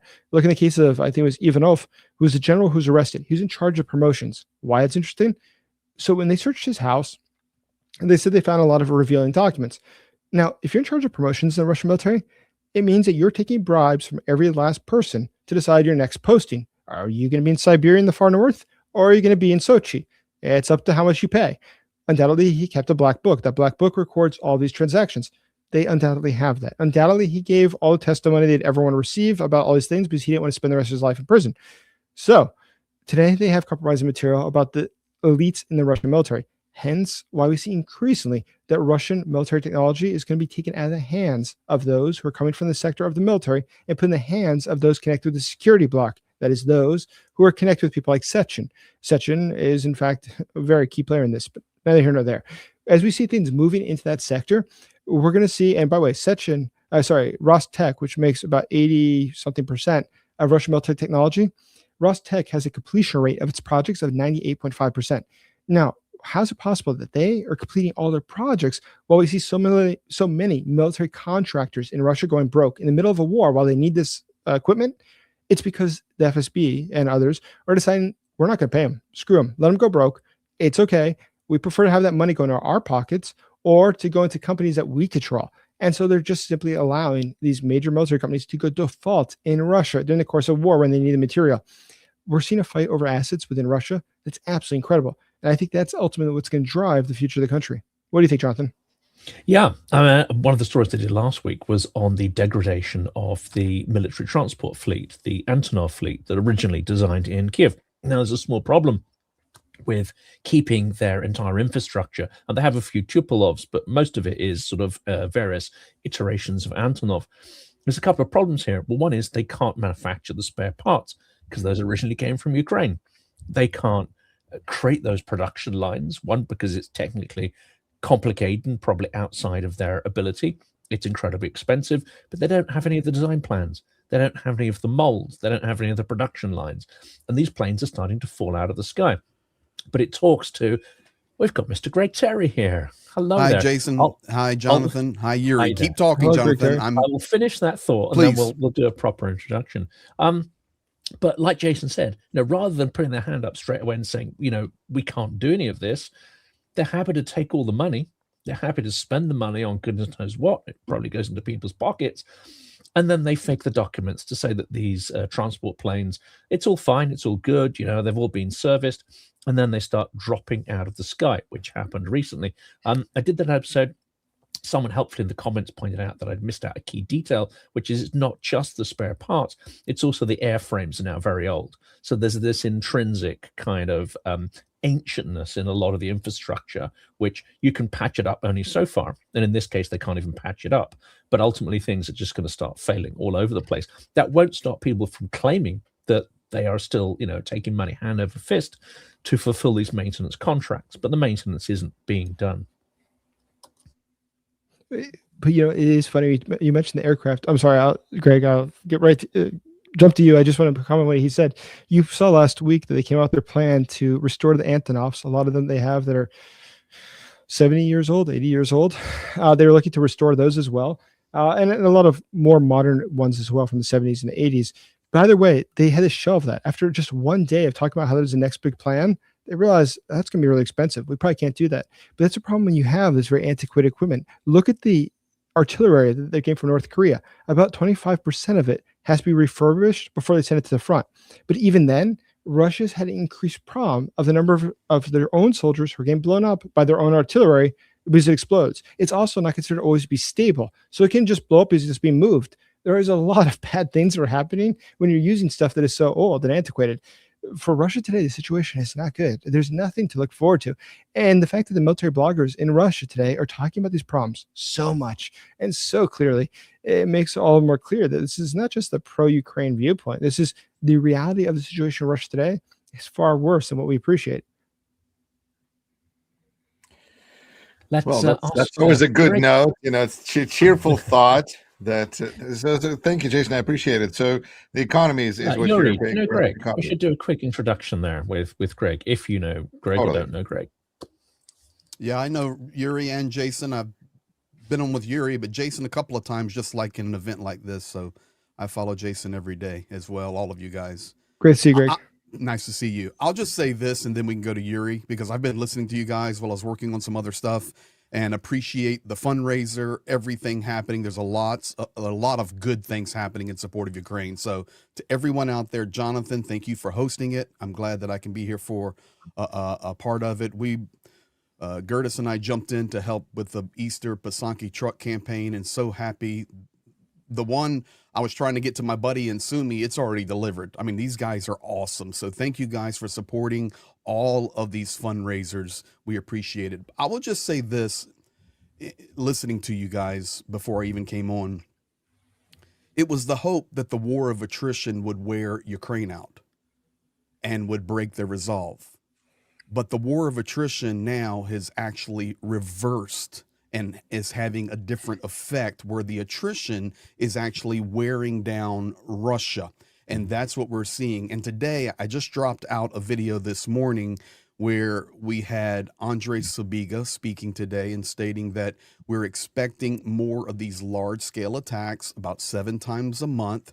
Then there was a second statement coming out of European leaders. It looks like this war could move on for a year, 2, maybe to 2030. And then I summarized that to say this: Zelenskyy popped up in Lviv, and just a few moments ago, I just translated him. He said, thankful for all of our partners. We finished a great tour, meeting friends, partners, raising support. But the bottom line is we've got to work with our friends to create our own air defense industrial military complex that we can rely on. We're not reliant upon supplies from other places, because the world is unstable, and we need to know that we can depend completely on the supply, and that will ensure security for Ukraine for decades. But he made one other little statement. He says the most important thing here is to show Russia that Ukraine is not weak, that the attrition is not affecting us in the capacity or the same way that it's affecting you. So I think this is a lot of what you guys have been talking about, just a little bit different look on. So as the war goes on, I think it's obvious to see. A blind man can see it. Ukraine's getting stronger and Russia's getting weaker, and we are witnessing it. So that's my 2 cents on y'all's last 20 minutes of conversation. I'd like to ask you both, Greg and Jason, as well, to answer it maybe this way, because we've been bouncing this idea with Jonathan all day today, is that whether this is a moment of inflection or whether this is the end of the beginning, because while Ukraine is under attack every day, or at least 7 times a month, at the same time, Ukraine seems to have taken charge of the front lines to the point that 94% of Russian invaders currently are being destroyed by drones, which means that Ukraine has withstood the big push. And so now Trump can pretend that, Ukraine just needs to capitulate now, but that moment seems as far away from us as ever. And it seems that this is, the end of the beginning. How would you agree? Or actually, I'm in Wisconsin in the United States. What do I know? Gentlemen, what are your thoughts? Jason, Greg? you or me? Okay. First of all, the front lines changed completely. You now have a 50 to 100 kilometer kill zone. You can't call it a 0 line anymore. It is now a gray line. I did a video update last night because it was confirmed that Putin wants to send 20,000 more troops into the Donetsk back rear to assist in fulfilling taking the Donetsk region, the fortress belt of Konstantinivka, Druchkiv, Slavyansk, Kramatorsk, and 20,000 soldiers. So I went from the angle of this. Okay, you know what? Bring them on. Welcome to Ukraine. Bring them on in here, because the first corps of the Azov put out a really good video showing how they were striking targets in the rear. And, oh, there you go. Striking targets in the rear, and it's stopping that flow. So for me, I think this is not the beginning. If you want to call it the beginning of the end, Yuri, that's fine. But I think it's the acceptance of reality. And the reality is, this is not the same war as it was in 2022. And it's completely different. Ukraine has locked down that front line. Of course, there will be gray line movements, but it's impossible to function without drones now and technology. I remember early in the war when we were making our first aid runs in 2022, we literally would drive 1 kilometer from the 0 and walk to the 0. Literally, Sumy region. Walk. You wouldn't get out of the vehicle 10 kilometers, 20 kilometers from any of those positions now. So for me, this is transition to the point. I think this is the fairest way I can say it, that there is absolutely no chance of Ukraine capitulating or, surrendering to any foreign powers, whether it's Washington, D.C., Europe, anybody, because every day their resolve gets stronger, and that window of opportunity closed. Period. They're going for victory, complete victory now. It's my personal opinion. Talking to my friends, soldier buddies, people that have given their lives.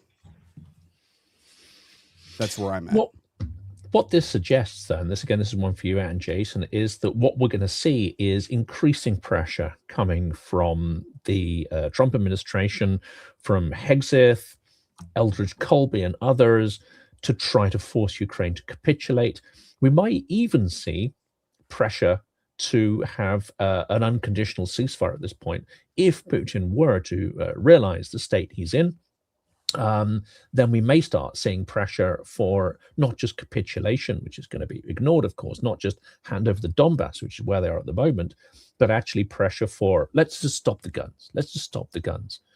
What do you think, Ukraine? I mean, that then would put Ukraine, I think, in a very difficult spot vis-a-vis not just the US, which is trying to be coercive, but European allies who are also pretty damn timid, actually, as well, and may well say, okay, well, this is what we wanted. Right, let's just end it here, which is maybe not the best outcome for Ukraine. Victory is the outcome that's required there, and a fundamental defeat of Russia. But over to you guys. I think that ultimately we have to consider what's the objective of each, right? So in the case of negotiations, it would appear that the White House's primary objective is to end the war at any cost, just make sure it ends. Okay. In the case of Russia, their objectives have changed over time. That's very clear. And look at what Putin has said recently. It seems that their objectives have changed. That being said, one of the chief objectives remains taking the rest of Donbass and Lugansk. Still, about 0.4% of Lugansk is not taken. In the case of Donetsk, there's a lot more that's not taken. And as I just said earlier, it would take more than 1 million lives to take the rest of it. So the Russians have no chance of being able to take it by themselves. Their only hope is to have some sort of a paradigm shift. But a paradigm shift on the battlefield is unlikely, improbable. It's just not going to happen. What they can hope for is that the United States puts undue duress and pressure on Ukraine to give up territory that Russia for itself could not otherwise take. That's why today should expect that Russia is going to try to seek to do other things that are going to change the calculus of the war. At present, it's obvious to everybody, including the Russians, that it's not working out well for them. That's why they have to do something different. But that something different, it could take a lot of different forms, and we're just not sure where it is. I saw in the past hour that Lukashenko put all the military officers that are reservists onto active duty. Zelenskyy immediately issued a statement that Ukraine's ready to defend its territory from Belarus. The fact they issued a statement actually so quickly after Lukashenko's statement sort of is surprising and might indicate that they have intelligence on something else. That's not just because. I mean, typically, Zelenskyy does not weigh into these sorts of things if it's just Lukashenko or Putin says something. He weighs in when there's a need to weigh in. So I thought it was sort of interesting. But also, we saw what was yesterday. I think it was British intelligence. I'm incorrect. It's not British intelligence. It was someone else. Come to me a second. Who was Swedish? It was Swedish intelligence. So there's, of course, the chance that the Russians would try to take something like an island from one of the Baltic states. What would be the objective? Well, you take this island. The fact is, it will take a while from anybody to respond, but it also changes, once again, the paradigm of this war. European countries then become much more concerned about domestic security. That means also less weapons flow to Ukraine because everybody has to worry about their own security. Air defense, Ukraine needs more of it. Zelenskyy said yesterday that there is a historic low point for the amount of Patriot missiles that Ukraine has. So if you're going to do something, well, how do you make sure the Ukrainians have no more air defense? You can't physically attack all those different Patriot missiles, but you can try to cut off the aid going there. Russia historically has tried to do that through persuasion by saying that that would bring the European countries into the war. That didn't work. So what can they do? Well, they can try to make the Europeans decide for their own selves to not send the weapons. But it's, again, reflective control. The real objective here is not about taking a Baltic island. The real objective here is how do you get the Europeans to change their behavior? Hence, we've seen the increasing attacks by Russia sending drones into European territory. We've seen them also do things like the arsons, the assassination, the terrorism across Europe as part of a larger thing. Not just projecting Russian strength, but rather trying to get the Europeans to secure themselves ahead of helping Ukraine. But the Europeans, I hope, have the forethought on this, and the Ukrainians certainly do, is how about this? How about we don't just react to what Russia wants, but we set the tone. And the way that you set the tone is by breaking Russia. And the way that you break Russia is through what we need now, which is more coercion in the economy, but further, to do what is necessary to break the Putin regime, allowing their economic system to go into full free fall. It's closer than a lot of people think. But given already what we're seeing on the front lines, their objective for this year was about 409,000 soldiers they were seeking to recruit. They were recruiting about 1,200 soldiers a day before. It was about 1,000 per day right before New Year's, Christmas. Today, it's about 800 per day. They're not going to get the 410,000 soldiers that they wanted. It looks like realistically, 290,000 is the best case scenario. But at that point, on the battlefield, they have a significant lack of soldiers. The police are burning through them so fast. They would have so few that today they would not be able to continue maintaining their lines. At that point, once again, Russian lines can break much easier than a lot of people appreciate. Another benefit of the drone warfare is that Ukraine isn't just attacking the Russians' positions and not just attacking the drones that are incoming from the Russian side. They're also doing a lot of spying. They're making sure that they can see what is going on the Russian side, where those weaknesses are, and how to make them worse. Notice that Ukraine over the past month has had increased numbers of attacks on air defense units in Lugansk as well as in Donetsk, but also the attacking ones in Bryansk. They're also attacking ones in Crimea. It's to keep the Russians always concerned to where the next attack will come, and they're positioning themselves to be able to move in any direction. The Russians don't have the capacity to respond to that many different shifts at one time. This, again, puts Ukraine into an advantageous position. It's a position that allows Ukraine to then be the ones that's dictating what happens on the battlefield. And that's what you need to be, the one with the initiative, not the one responding to initiative. This war started because Russia took the initiative. It can stop, though, when Ukraine has not only the initiative, but the tools necessary from the West to break Russia and bring it to its knees. And the Putin regime is truly much, much weaker than people appreciate. Just look at what they're saying in the Moscow Economic Forum. Again, not Ukrainian propaganda, Russians and Russia that talk to the Kremlin saying the wheels are about to come off the bus. Things are looking very bad. And so we should do what we can to break them. I concur with that statement completely. Completely. Somebody talking? I guess No. my I perspective. know Yeah, I was Yuri's going to turn. say, It was Right, this Yuri's everybody perception of jumps in. the perception of weakness is interesting, isn't it? Because could it be that Putin perceives his system to be far stronger? I think from what Jason said he is. Could he perceive his military to be far better stocked than it is and far more effective than it is? Probably.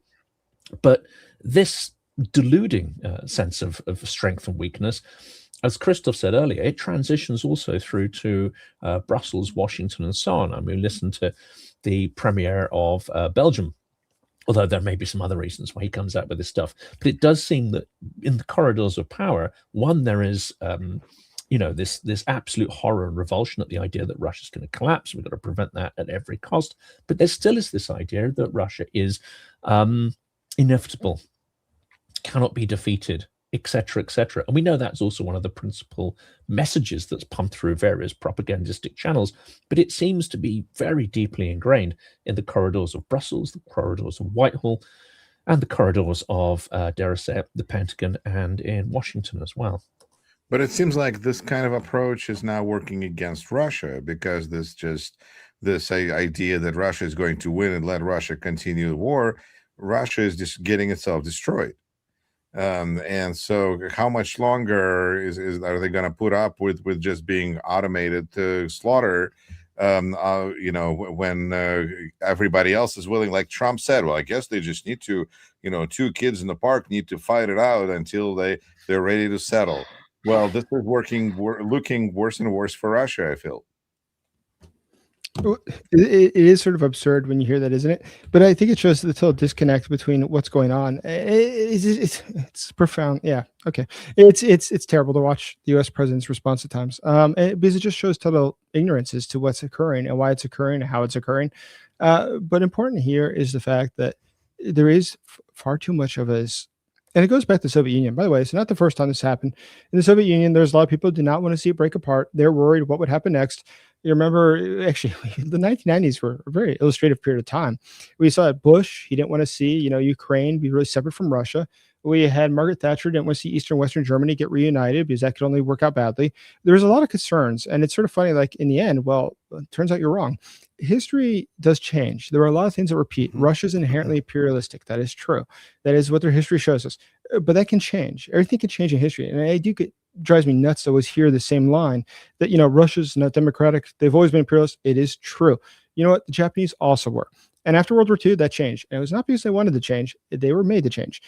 Countries can change. They are made to change. So I think that if we look at the history of democracy in Japan, it's quite short, but it's been very successful. And that was because the conditions were set by an outside force that made that happen. In the case of Russia, I think that there are ways that make that happen. After Putin falls, however that happens, and I think it's more likely than not going to be by his own choice that his downfall comes or his end is realized. But I think that when that does happen, there are ways to force different things into Russia.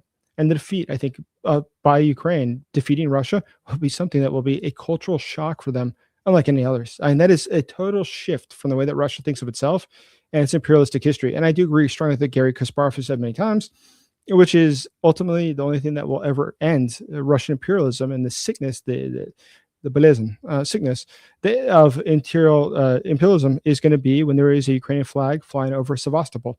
Until that point, there's Ukraine takes back Crimea and shows Russia they can't just break in and steal something they consider to be its own. And that day that will reset the Russian mindset where they realizes those days are over. Russia is no longer what it once was.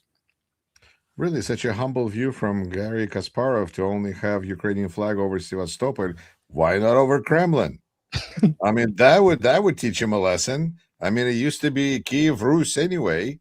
So, I mean, if the Lithuanians were able to take it, why can't also the Ukrainians? There you go. But if you think about something, guys, we've all been doing this for years now. In fact, there's a lot of experience on this panel right here, with Russia and Ukraine, of course. We were not having this conversation 24 months ago. It had a different nuance to it. 12 months ago, we were not having the same conversation. This conversation is evolving into now not only holding on and defending, but we're talking about a complete paradigm shift in our world. And I personally feel, Jason, you know, I'm coming from a background of a conservative Christian missionary working all over the world. I'm working 38 different nations and cultures. For me, this is a beautiful thing that can happen in the end. Out of ugliness can come goodness. And I see us more moving toward that, because right now there's a lot of paradigm shifts that are needed, not only in the Kremlin, but DC, around the world. And are they possible? Absolutely 100%. History has proven it. History may not repeat, but I think Mark Twain wrote, it often rhymes. So I firmly believe we're seeing that shift in sentiment. Now, let me just throw one example. I work with a lot of evangelical pastors and leaders all over the U.S. and a lot of these hard right Christian nationalists. Their perspective is starting to change slowly. I am not one of them, okay? But their perspective is changing. I can't tell you, well, I can tell you, the list of guys and ladies calling me saying, is it really true that it's Russia destroying the churches and not Ukraine? Okay. I said, I've been telling you this for 5 years, because even yesterday, the Baptist church in Zaporizhia that was destroyed from a glide bomb, the calls are coming. So there is a shift in sentiment. And if we just keep the hammer down and everybody keep pulling their weight, I firmly believe that we can see our world shift for the better. I'm not a fatalist. I'm not a doom and gloomer. I believe in a better future. I believe in a sovereign Ukraine. I believe Ukraine retakes its 1991 borders. I believe that Putin is gone and that people wake up and life changes. We've seen it in Japan. We've seen it in Germany. We've seen it throughout history. And why not again? So maybe a little too optimistic there, but this is what I fight for. That's great. I totally agree with you. Gentlemen. Well, the two, on my screen, I'm looking at our back screen. The two on the left are green here. So check the left on the left. You could play like pickleball, you know? Yeah, this is the pickleball screen. Right. Listen, today, it was just a few minutes ago that Lukashenko put out a video that Belarus is 100 times the greater democracy than the United States and Europe. And he's been telling everybody that, and he wants to teach everybody that. I just translated it. It's going out on my afternoon video. But come on, guys. It's easy to see. It's easy to see. We've got it in a place where things can shift. Lukashenko really needs to watch out, because we might stop providing him with the weight loss injections. So you better watch out what it says. I think they now have went to that was the free departing gift for Viktor Orban, was a lifetime supply of Ozempic after the election, and anyway, I'm just messing. Well, if the Russians are not going to be feeding him anymore, no, then it's a different situation. Jonathan, how are we doing on time? It feels like we're by some measure we're at our time to complete. By other measure, we're not at quite 4 hours. What are we doing? Do we have wisdom parting words and gifts and presents for our panelists, or what's going on? Let's do that. I think it makes sense to go around the room, as it were, just to follow what Jason said. By liaison internally, chuma externally. That's Russian imperialism. It's awesome. For those who don't speak, it's the difference between illness internally and plague externally. It's a good quote. Yeah, I just feel like something that I've been trying to spread awareness of in Ukrainian media for the last few months, and I feel like it's taking root, is that all hope for security guarantees from United States are foolish, and will not bring any security guarantees as long as we have this president, and then who knows what will be after that. So that means that security guarantees now need to come from Europe, because Europe is now the one who also is stuck with the Russian threat and also has to deal with the fact that the United States is going crazy now. And so at the same time, Europe doesn't have an army. But guess who does? Ukraine. So this is like a really match made in heaven, because you have a combination. I mean, I always share my experience of when I was on the Janesville City Council, and I was involved in all sorts of community events organizing. And you see some festival downtown where there's business owners who will put in the money, but they don't have the time to walk away from their business. And then somebody else who is willing to volunteer, but they don't have the money. And so to put together, so working together, I think that Europe and Ukraine have a very promising partnership, which it seems like it's already developing. So I feel like that's just a path forward, while United States battles our internal disease that we need to, get through. So absolutely agree with you. By the way, I just looked at the news again. I apologize, because I wish to correct what I said. It's not that Lukashenko said something. Ukrainian military intelligence shows that the Belarusians are building roads, temporary military roads, to the border of Ukraine that go around Ukrainian artillery positions, which they believe could be used in an imminent attack on Ukraine. So let me correct that. That's what it is. Thank you. Thank you. Well, gentlemen, I really want to thank everyone who is with us here now, but also everyone who was here with us throughout this experience. I feel like this was almost something that I started once here in Wisconsin called community coffee. I feel like that's kind of almost what we did here is, we got together, discussed the situation, and I feel like I learned exactly. Thank you, Greg. Right. And I just really like the vibe of this conversation. I hope we are able to continue this going forward. I'm sure we will, because why not? And thank you, gentlemen. I feel like the only thing that is missing, though, is we need some ladies here.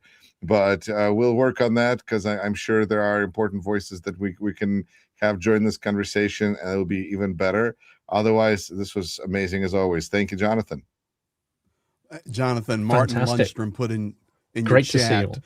Hey, Jonathan, 1 second. Martin Lundstrom put in your chat, I think, in response to what Jason said about the roads being built. He says, well, the road goes both ways. And I think good comment, Martin Lundstrom. Great. The road does go both ways. That's great. Take care, Thank everyone. you, guys. Slava Ukraini. Herojam Slava. Herojam Slava. And